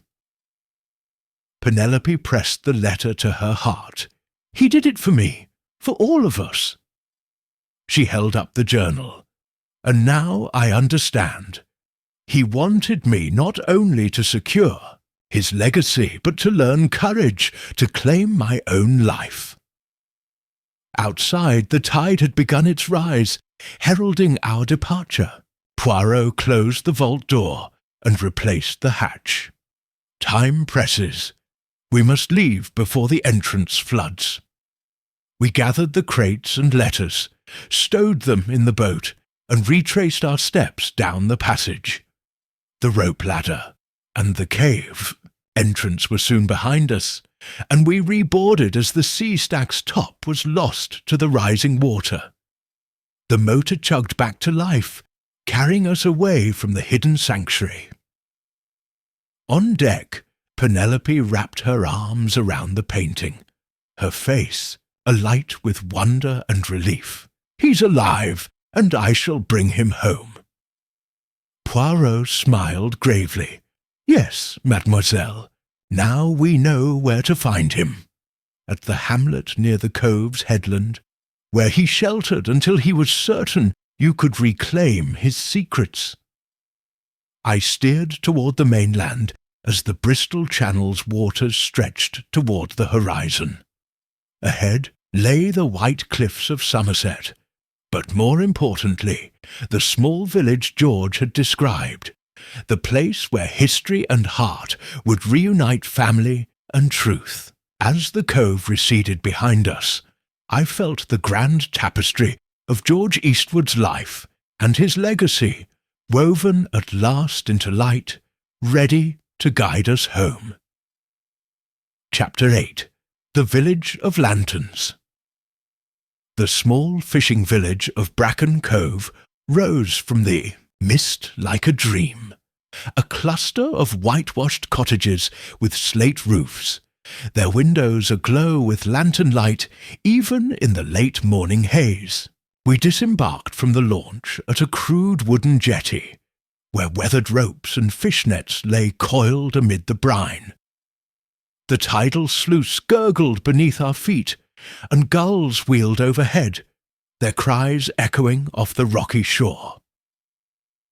Penelope Eastwood, cradling her grandfather's final painting and journal, gazed with wonder at her surroundings. "It's just as in grandfather's sketch," she murmured, leafing through the journal's last entries. He wrote of this place as Village of Lanterns for the nightly glow that guides lost souls home. She smiled wistfully. "I cannot wait to see him safe in my arms." I offered reassuring words as Hercule Poirot consulted the coded map. "The hamlet lies up that winding lane," he said, pointing to a narrow path leading into the mist-shrouded hills. "Your grandfather noted he resided at the Blue Lantern Inn near the abandoned quarry. Let us proceed at once, before the tide returns." A stout inn, its sign depicting a single blue lantern, stood at the top of the lane, a 2-story building of pebble dash and timber beams. Its windows were latticed, and smoke drifted from the chimney. As we approached, the door creaked open, revealing a stout landlady with a rosy face and spectacles perched atop her nose. "Morning, travellers," she greeted us, voice warm beneath a hint of curiosity. "You must be seeking old William Eastwood. Pardon, I mean Mr. George Eastwood, the artist who's been staying here these past months under peculiar circumstances." She glanced at the painting. "Is that his work? I've never seen the like." Penelope stepped forward. "Yes, madam. It belongs to my grandfather. Do you know where I might find him now?" The landlady beckoned us inside. "Come in, dearies. Keep your voices low. Folks around here have grown superstitious. They say the quarry's haunted, strange lights and noises at night. But I'll fetch Mr. Harris. He's the landlord, and perhaps he'll know more." She bustled to the bar. The inn's interior was dim but cosy. Oak beams overhead, a crackling fire in the hearth, and tables scarred by years of service. A few fishermen in oilskins nursed mugs of ale, heads bent in hushed conversation. Beside the bar stood a tall, gaunt man with an angular face and keen eyes, Mr. Harris himself. His readiness to appear suggested a welcoming officiant, though his expression grew wary as he noted Penelope's fragile eagerness. He offered a polite nod. "Miss Eastwood, I take it? I heard word you were arriving. Your grandfather's been well enough, though his reclusion caused some talk." He turned to Poirot. "And you must be Monsieur Poirot." He spoke highly. "Of you." Poirot inclined his head modestly. "I am honoured. We seek only to ensure his well-being and to escort him safely home." Mr. Harris glanced toward the door. "He's in his chamber upstairs, number 7. But be advised, he's fragile, both in body and spirits. He asked for no visitors till he received news from home. You may knock and introduce yourselves, but if he declines, you must respect his wishes." Penelope's hands trembled. "I understand, but I must see him. He vanished in murky waters, and now he's here, all these months." Her voice trailed. The innkeeper clasped her hand gently. "He survived by luck and craft, washed ashore after the storm. I nursed him back to health, and he painted and wrote until the day he sent word for you to come. I reckon he's ready."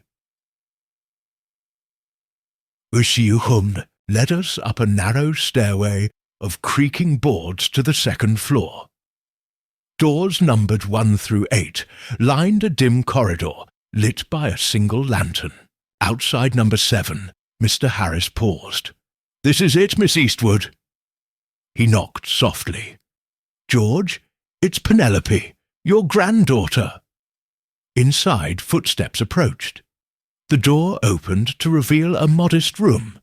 Plain white curtains hung at the single window, and a small writing desk stood beneath it. At the desk sat a thin, silver-haired man wrapped in a faded naval coat. His head bowed over a sketch, his hand moving with deliberate slowness. At the sudden sound of his name, he straightened. The first ray of sunlight caught his gaunt features. Hollow, cheeks, a pale complexion, but eyes alight with something fierce and tender. Penelope gasped and stepped forward. "Grandfather!" Her voice cracked with emotion. She let slip the journal and painting. They tumbled to the floor. He looked at the objects, then at her, lips trembling. "Penelope," he whispered, rising unsteadily. He closed the distance, in 2 strides, hands outstretched. His voice caught. "You came?" She flung her arms around him. He closed his eyes, pressing her close, as if to anchor himself in reality. Tears spilled freely. Poirot and I watched, our hearts warmed by the reunion. After a moment, he drew back, cupping her face in his hands. "You are still so grown, yet you remain my little girl." His voice caught on a sob. "I feared I would never see you again." Penelope wiped her tears. "Grandfather, we have so much to tell you. Uncle Richard," at the mention of Richard's name, his expression hardened. "That scoundrel! I've attended the inn under an assumed name to avoid him. He searched these hills looking for me. Had he discovered me, he would have seized or silenced me a second time." Poirot stepped forward. "He has indeed been seeking you, but Penelope safeguarded your legacy. She found the cove, the vault, and brought us here." George Eastwood nodded slowly, still shaken. He drew a chair and beckoned her to sit beside him. "Tell me everything." His voice steadied as he gestured to a pile of canvas sketches on the desk. "I began a final series here, scenes of home, family, and the sea that carried me away. But it is incomplete without you." Penelope pressed his hand. "We'll finish it together, grandfather." She then looked up at Poirot. "And we must return to Greystone Manor. Uncle Richard's machinations cannot prevail." George's gaze turned thoughtful. "Yes, but first I must rest. This journey has taken all I have." His head drooped, exhaustion reclaiming him. Penelope's eyes glistened with concern as Poirot nodded understanding. "Let him recover," Poirot said gently. "Tomorrow we journey home as a family. Tonight, let us celebrate your safe return." Mr. Harris knocked and entered with 2 massive mugs of hot spiced cider. "On the house, in honour of the reunion." The innkeeper's broad grin encouraged laughter. Outside the window, lanterns in the courtyard winked like stars brought to earth. The fishermen in the common room raised their glasses in salute. Penelope took a sip of cider and closed her eyes as warmth spread through her. She leaned into her grandfather, who rested his head on her shoulder. Poirot watched the scene with a satisfied smile, tapping his fingers together. "The little grey cells work best when hearts are aligned," he murmured. Yet even in that moment of domestic joy, a flicker of unease crossed my mind. Uncle Richard would not concede defeat so readily. His ambition ran deep, and the village's isolation made his next moves hard to anticipate. Moreover, George's health was fragile. Old wounds, both physical and emotional, required care. Could we reach Greystone Manor in time to secure his inheritance and ensure his safety? I resolved to remain vigilant. Tonight I would post a telegram to Sir Francis Wingate, requesting an escort for Penelope and her grandfather back to Somerset. Poirot would pen a note of gratitude to the magistrate. And in the morning's first light we would set out, renewed and united. But for now we raised our mugs in the Blue Lantern Inn, in tribute to family, art, and the power of truth to guide us through storm and shadow. And as the village lanterns glowed through the mist, I felt certain that no darkness, however deep, could extinguish the light of that reunion, nor the promise of justice yet to come. Chapter 9. Shadows over Somerset. The journey from Bracken Cove back to Greystone Manor unfolded under a sky mottled with silver clouds. By mid-morning, our little party, Penelope Eastwood, her grandfather George, Hercule Poirot, and I, trod the winding country lanes, escorted by Sir Francis Wingate's constables. The air was crisp, redolent of damp earth and budding spring, blossoms, cane baskets of provisions, and George's leather portfolio hung from my arm, while Penelope supported her grandfather with gentle care. Behind us, the village lanterns of Bracken Cove had faded into a distant memory, replaced by the broader horizon of green fields and hedgerows. Sir Francis, a stern yet kindly figure, rode in the carriage with Poirot. He had insisted on personally overseeing the return, his sense of justice stung by the earlier false warrant. "Mr. Eastwood," he said to George, "you are among safe hands now. I regret the fate that forced you into hiding." George inclined, his head gravely. "Your intervention restored more than my freedom, sir. You have given me back my family, and my faith in right." Penelope smiled, though her eyes betrayed exhaustion. "Grandfather has been too long apart from home. The manor's halls await him, though we must face one more challenge, Uncle Richard's final attempt to claim power in his absence." "You need fear nothing," Poirot assured her. "With Sir Francis and the courts on our side, no legal stratagem of your uncle's can stand. Yet we must remain cautious. He is a patient adversary." As we neared the stony gates of Greystone Manor, the familiar silhouette of battlements rose against the sky. Lady Greystone awaited us on the front steps, her posture poised yet fragile with relief. Behind her, the butler Benson and steward Aldridge stood at attention. At the gatehouse, a small detachment of constables formed a guard of honour.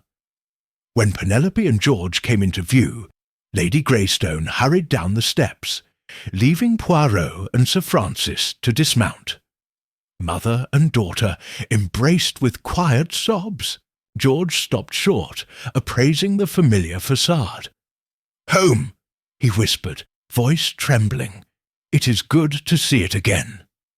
Lady Greystone guided him inside the portico. "We have prepared your suite as you requested. No mirrors, yet a comfortable room near my own." She turned to Poirot and Sir Francis. "I cannot thank you enough." Poirot raised an elegant eyebrow. "Madame, justice needs no thanks when it is its own reward, but your gratitude is most gracious." Once inside the great hall, the family and their allies gathered for a modest welcome home. Lady Greystone's close friends, the local vicar, and a few country neighbours.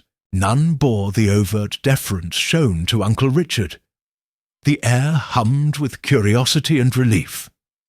Penelope guided her grandfather to his old study, once sealed for years, now restored to warmth with fresh curtains and oil lamps. On his desk, a single cheval mirror sat, its frame intact, though its secret vault long emptied. He ran a hand over its smooth surface. "It feels right," he mused before pronouncing a small blessing. "Let us then meet in the library. There are matters of family to discuss." Once gathered in the wood-panelled library, the assembled company fell into hushed anticipation. Sir Francis presided as a neutral arbiter. Poirot sat beside the upturned chest, containing the will and correspondence, his notebook at the ready. Lady Greystone stood near the hearth, regal and dignified. Aldridge and Benson flanked the group, their expressions grave. Penelope took her place beside her mother.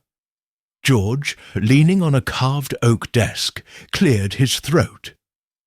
"Before anything else," he began, voice soft but firm, "I wish to express my gratitude to those who protected me and to those who stood for truth in my absence." He paused, glancing at Poirot and Sir Francis. "You have saved my family from ruin." Sir Francis inclined his head. "It was my duty, Mr. Eastwood. The evidence of fraud, solicitors' forgeries, false affidavits, was overwhelming. I have referred the matter to the Crown for further prosecution." A murmur of approval rippled through the room. At the mention of Uncle Richard, Penelope's cheeks paled. Lady Greystone placed a calming hand on her daughter's arm.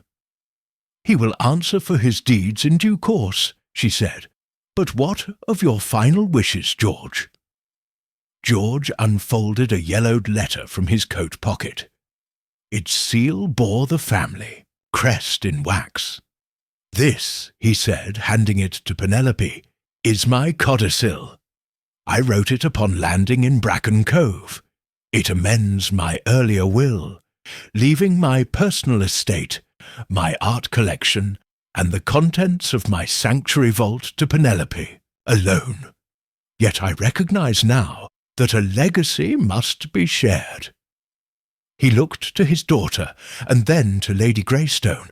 "Therefore, after Penelope's lifetime, half of all my works shall pass to my bloodline, this house, and half to the Royal Academy of Arts, so that my art may inspire many."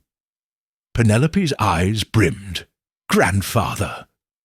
George smiled with affection. "This way both family and future generations will remember my hopes." He turned to Sir Francis.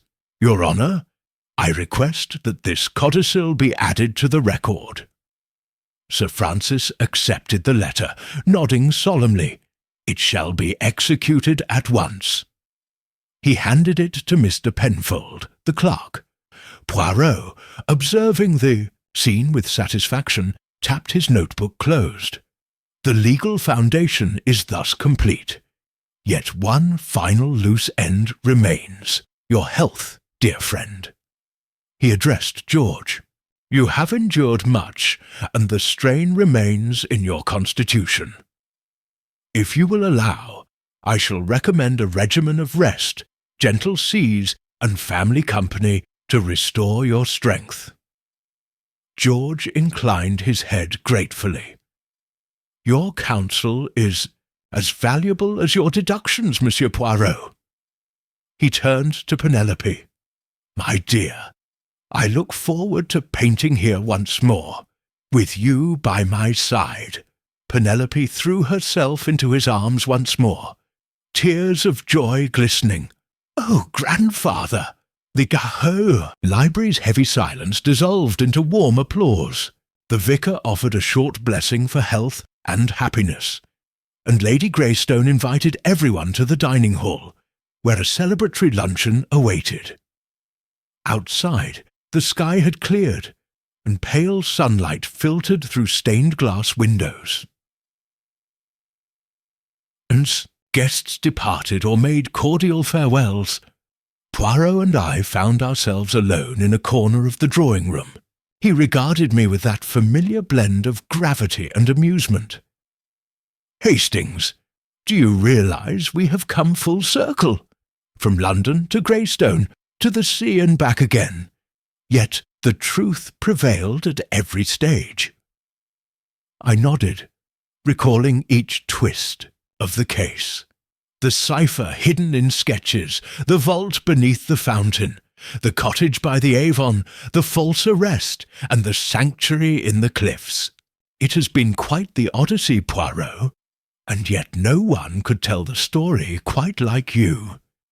He tapped his moustache. "Bravo!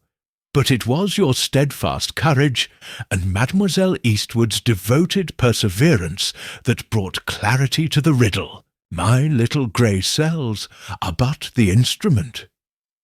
He paused, then added more quietly, "But I confess, I have grown fond of this house and its inhabitants. I find I shall miss the intrigue." I chuckled. "Perhaps we should contrive another case here soon." He smiled. "Perhaps, but first let us ensure Mr. Eastwood's complete recovery." He glanced toward the dining hall. "Shall we join them?" We strolled toward the oak doors, emerging into the hall where Lady Greystone was overseeing the final preparations for the luncheon. As I passed her, I whispered, "The carriage will be ready at 1, sir, according to Sir Francis." She nodded, her eyes soft with gratitude. "Thank you, Captain Hastings."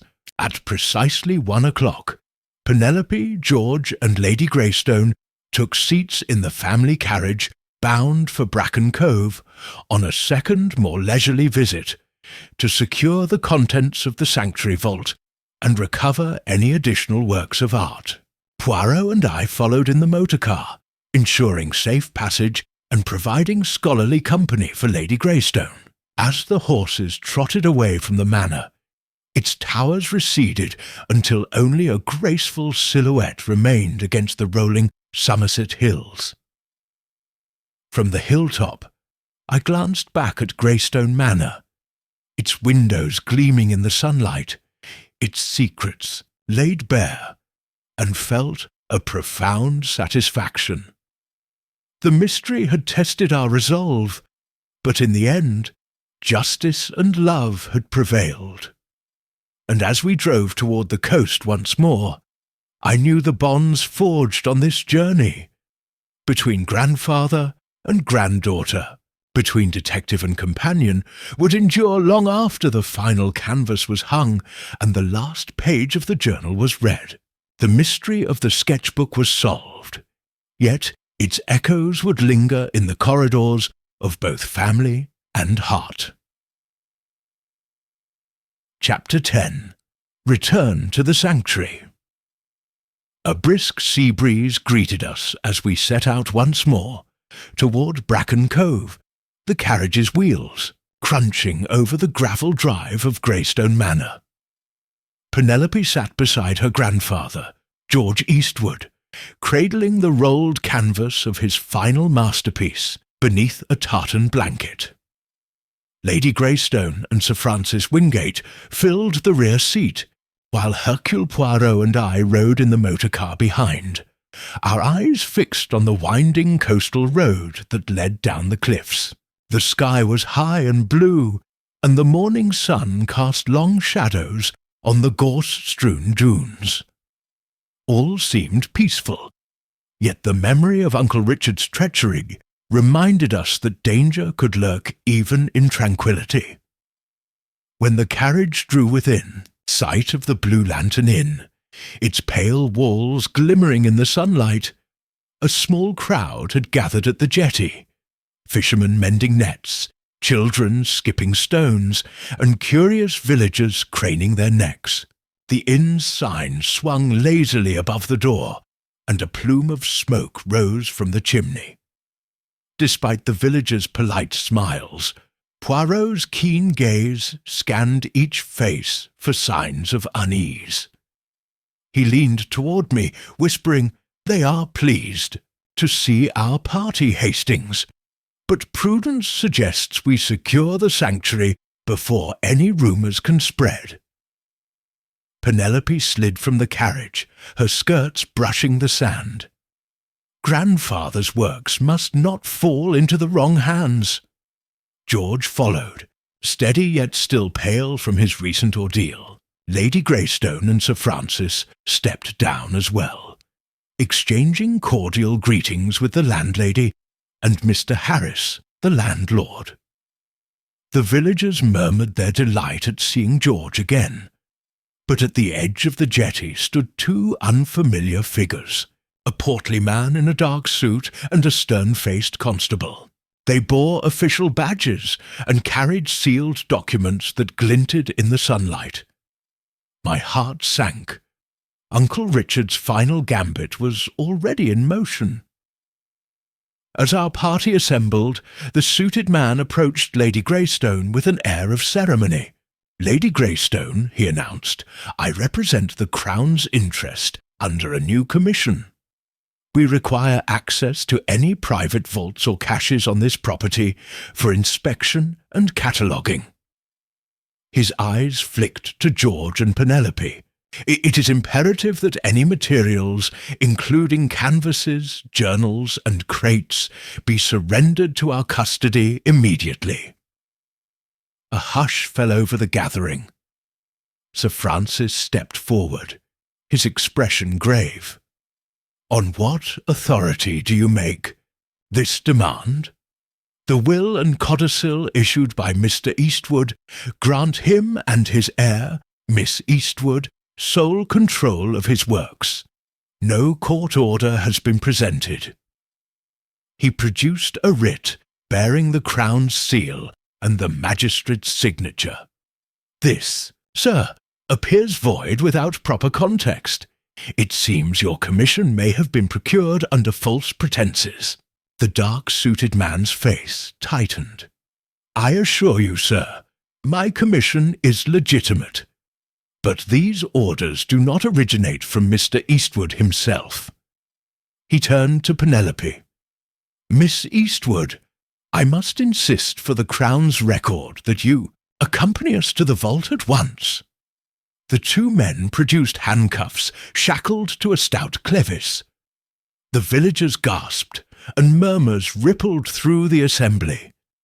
The landlady clasped her hands, her spectacles glinting with worry.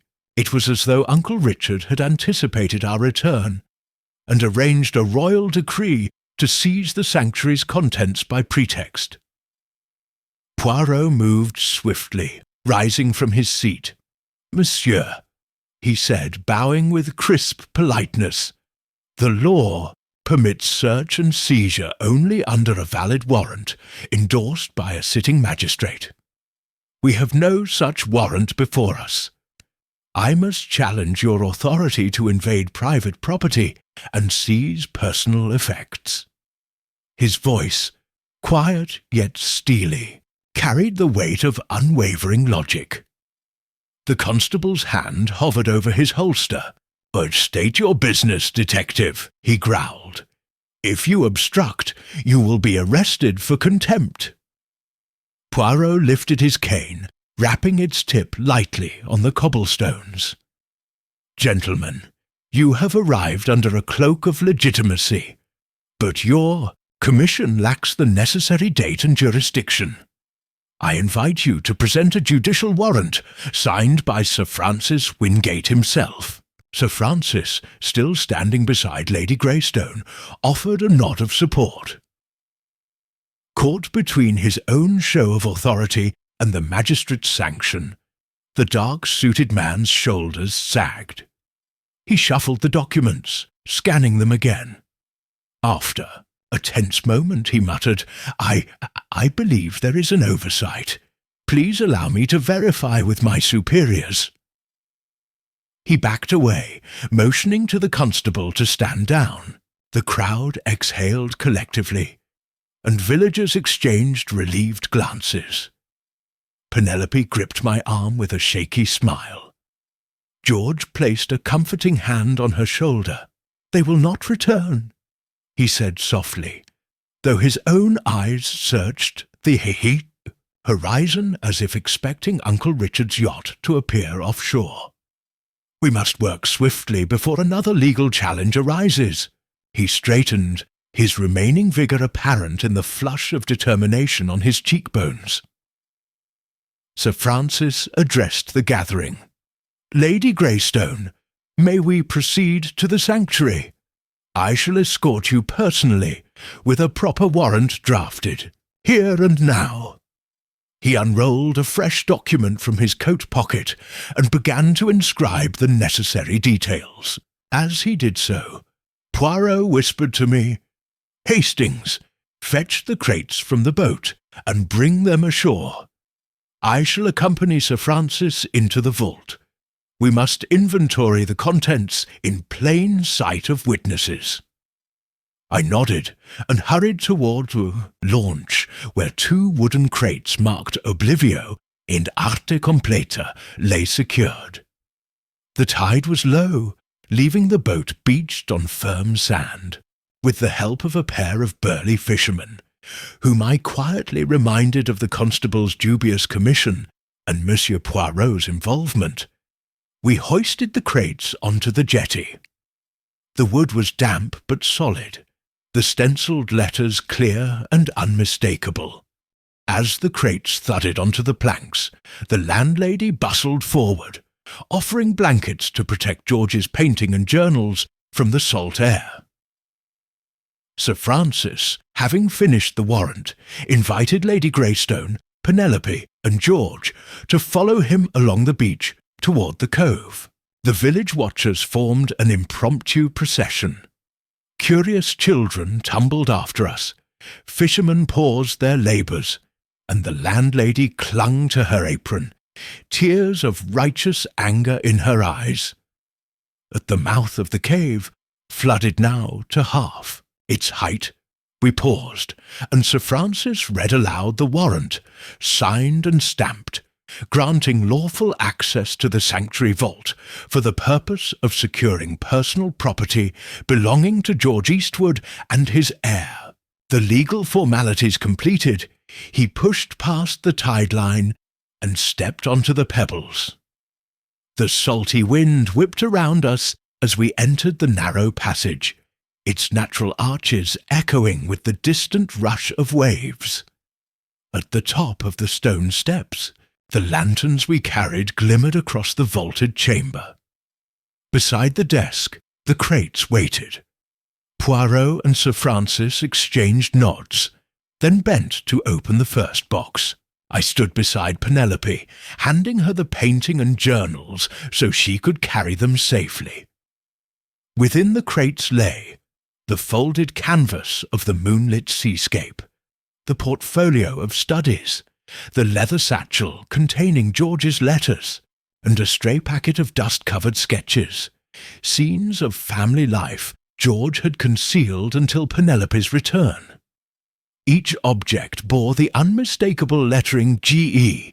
carved in ink, asserting their rightful ownership. Sir Francis inspected the items and marked them on his list. "All present and accounted for," he declared. "The crates will be transported to Greyston Manor for secure storage. No further interference will be permitted." He turned to the assembled villagers. "This property is now under the lawful guardianship of Mr. Eastwood and his heir. Should anyone attempt to impede this order, they will face penalty."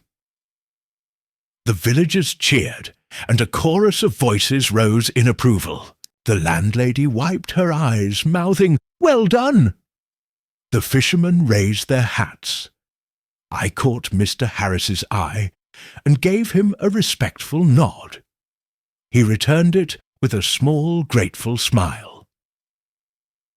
Penelope turned to her grandfather, tears glistening anew. "We have everything, grandfather." He placed his hand over hers. "Yes, my dear, my heart is at rest." He looked toward Poirot and Sir Francis. "I cannot thank you enough for your courage, your wisdom, and your steadfast devotion to truth." Poirot inclined his head, his moustaches twisting in modest pride. "It has been our privilege, monsieur." Sir Francis offered a brief smile. "Justice is served, Mr. Eastwood." As the sun descended toward the western horizon, painting the sky in hues of rose and gold, we retraced our steps toward the carriage. Crates and canvas were safely loaded, and each of us took our place once more. The villagers lined the path, bidding farewell. With the launch's engine idling, we watched as the tide crept back into the cove, sifting stones over our footprints. The sheltering cliffs and hidden vault receded behind us, finally sealed until George might choose to revisit them in quieter times. In the motorcar following behind, Poirot regarded the cove's mouth with satisfaction. "Mademoiselle Eastwood, Captain Hastings," he said, "your grandfather's legacy is at last secured. No legal or illicit claim can now overtake it." He tapped his bamboo umbrella thoughtfully. "And the little grey cells remain alert, for Uncle Richard may yet make one final attempt. But he will find himself thwarted at every turn." Penelope exhaled, leaning back, the evening light glimmering through her hair. "I feel as though a great weight has been lifted. Now I can look forward to the next chapter.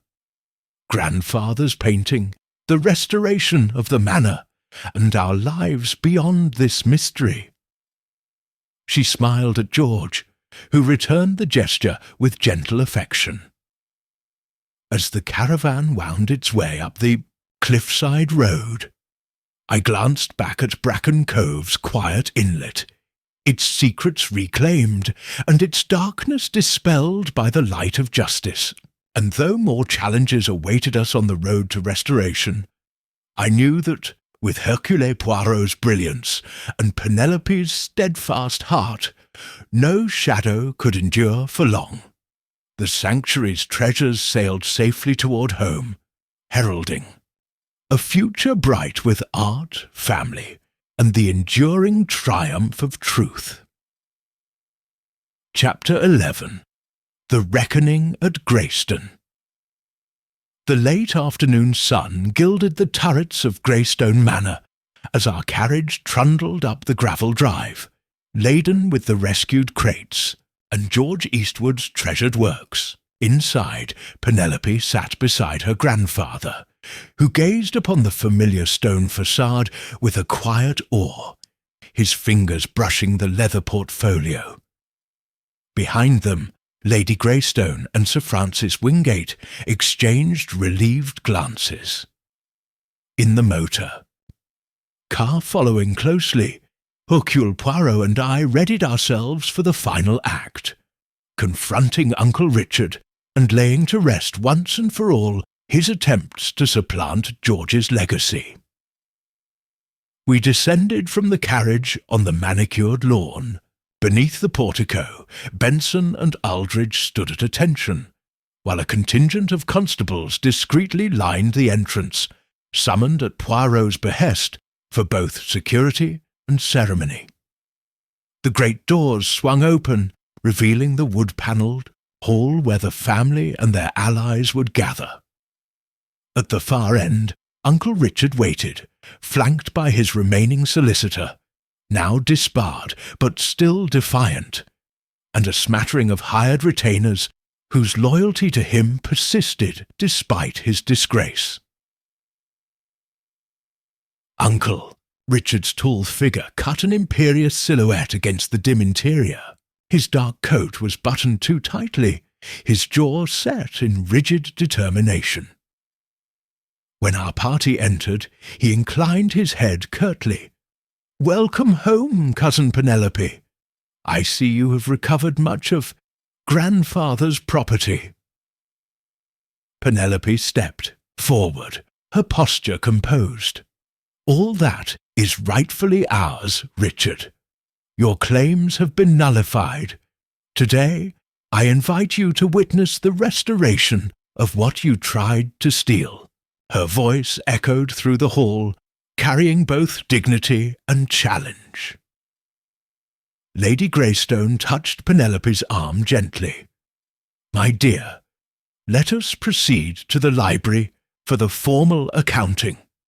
The company moved in stately procession. Sir Francis, at the side of Uncle Richard, Poirot and George on Penelope's flank, and the constables discreetly closing ranks behind.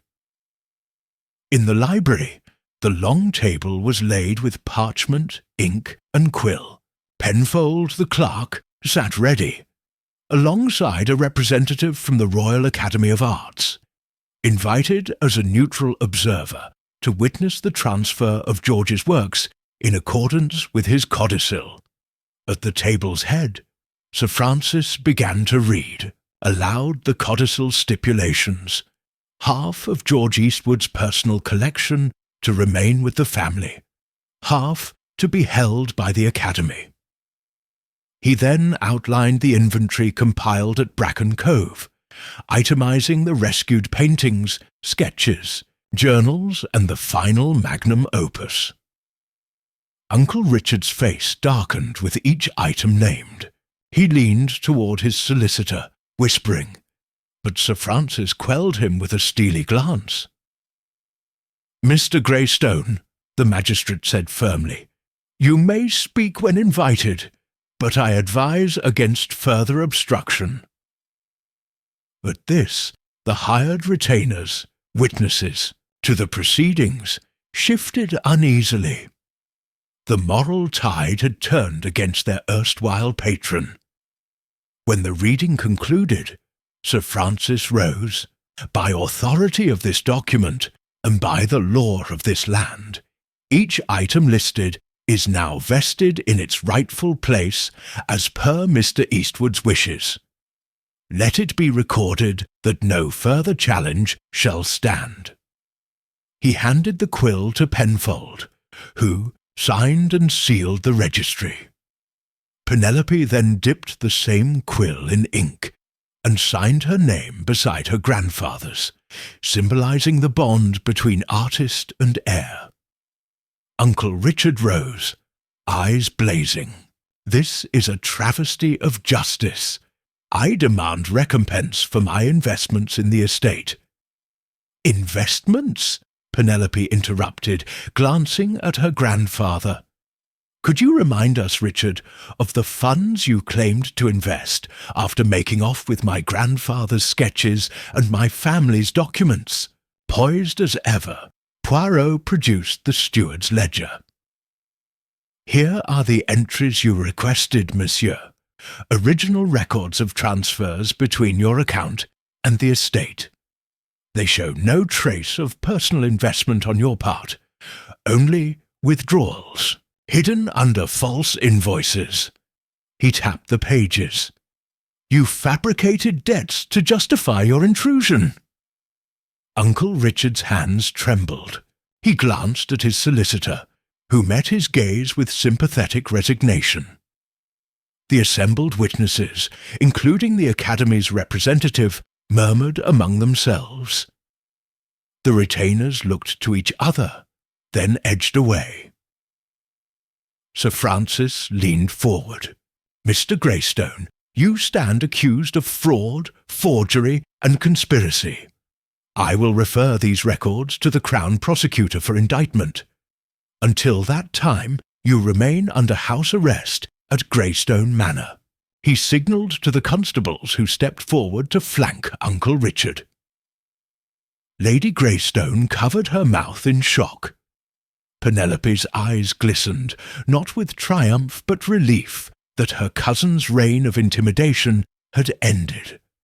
Uncle Richard realizing his final gambit had failed, allowed himself to be gently guided toward a side room, where he would remain in custody. As the door closed behind him, an exquisite hush fell over the library. Sir Francis closed the registry with a thump. "Now let us move on to more pleasant matters." He gestured to the Academy's representative, who approached George with a respectful bow. "Mr. Eastwood, on behalf of the Royal Academy, I accept these works in trust. We pledge to preserve them and to mount an exhibition next season in London, as your codicil requests." George, his voice still soft but steadier than it had been since his return, nodded. "Thank you. I am honoured that my art will reach a wider audience." He allowed the young curator to embrace the crates and begin the formal transfer. With the legalities concluded, Penelope turned to the hearth. "Let us celebrate," she signalled to Benson, who in an instant summoned trays of refreshments, crystal goblets of elderflower cordial, platters of delicate sandwiches, and a rich fruitcake baked by Lady Greystone herself. The mood, once tense, lightened as guests sipped and smiled, while whispers of congratulations rippled through the library. I stood with Poirot, watching Penelope and her grandfather as they surveyed the gathering. Penelope's face glowed with pride. George's eyes shone with emotion. Poirot leaned closer, his voice a quiet murmur. "Hastings, look how justice can heal wounds. See how the light of truth dispels even the darkest shadows." He tapped his moustache thoughtfully. "And all because a few lines of cipher were hidden in a sketchbook, waiting for discovery." I nodded, marvelling at the detective's insight. "Indeed, Poirot. It's been a journey of art, intrigue, and the bonds of family." My gaze drifted to the sealed crates, now dispatched to the Academy's care, and to the final painting. Its finished canvas carefully propped against the wall, awaiting display. The image of the moonlit cliffs with Penelope's figure at its centre symbolised not only George's artistic triumph, but Penelope's own coming of age. As the late afternoon waned into early evening, Lady Greystone tapped a spoon on her glass. "May I have your attention?" she called gently. The room stilled as she raised her glass. "To my daughter, Penelope, for her courage and steadfastness. To my father-in-law, George, for his resilience and creativity. And to my nephew, Richard. May this be both an end and a beginning for us all." She paused, eyes shining. "Let us drink to family, to art, and to the justice that binds us." Glasses clinked, smiles all around. Even the constrained constables allowed the moment's warmth to touch their faces. With that toast, the reckoning at Greystone reached its natural close. A harmonious convergence of law, love, and artistic legacy. Later, as the guests departed beneath lantern-lit archways, Penelope and George lingered by the portico. She rested, her head on his shoulder, gazing at the owls carved into the stone. "Grandfather," she whispered, "I cannot imagine what my life would have been without you." He stroked her hair gently. "And I cannot imagine mine without you, my dear. You have given me back my hope, and a reason to continue." He paused, then smiled. "Now, let us return inside. There are more paintings to hang, more sketches to sort, and new memories to make." Poirot and I joined them, the detective's cane tapping a measured rhythm on the stone. "And if you require assistance in positioning those canvases," he said with a playful flourish, "you know where to find me." Penelope laughed. a bright note in the cool evening air. As we walked into the manor's warm glow, the last vestiges of Uncle Richard's shadow fell away. Greystone Manor stood resplendent, its inheritance restored, its mysteries laid to rest. And in the heart of that grand home, art and justice coexisted, proof that even the subtlest of clues, hidden in a simple sketchbook, could alter destinies and heal the deepest of wounds. Chapter 12. Homeward Light. The morning sun filtered softly through the tall, mullioned windows of Greystone Manor, casting bands of pale gold across the polished floorboards. Outside, the gardens were still damp with dew, and the scent of wisteria drifted in on a gentle breeze. Within the grand estate, every corridor and chamber seemed suffused with a sense of renewal, an atmosphere born of victory over shadow, and the quiet promise of fresh beginnings. Today, as Captain Hastings, Hercule Poirot, Penelope Eastwood, and her grandfather George prepared to embark on the final leg of their journey, that spirit of new dawns felt particularly vivid. In the breakfast room, a long table was laid with crystalline china, silver cutlery, and the morning papers. Lady Greystone sat at the head, her posture both regal and relaxed, her eyes lit with pride as she observed the scene. To her right, George Eastwood sat in a high-backed chair, his strength restored enough for him to partake in toast and marmalade, though he still favoured soft fruits over hearty fare. Penelope, seated beside him, looked every inch the poised heiress now, her hair gathered back in a simple chignon, her posture tall, her face serene yet bright. Poirot and I occupied the seats by the window, where morning light best illuminated newspaper headlines, and dots of frost still clung to the glass. "Delicious," George murmured, spreading butter on a slice of toast. "After weeks of sea air and cove dampness, it feels good to be back in familiar surroundings." "Mais oui," Poirot agreed, lifting his teacup with dainty precision. "There is something restorative in the known and the secure. And today we reclaim not only our routine, but the full measure of justice." He sipped, moustaches quivering with satisfaction. Lady Greystone smiled warmly. "Your arrival last week brought more than relief. It brought hope. You have saved our family, Mr. Poirot, but more importantly, you have given us strength to move forward." She turned to Penelope. "My dear, will you share your plans now that the estate is secure?" Penelope glanced at her grandfather before she answered. He offered her a small nod. She took a deep breath. "First, I intend to catalogue every one of grandfather's works, the paintings, the sketches, the journals, and ensure they are cared for properly.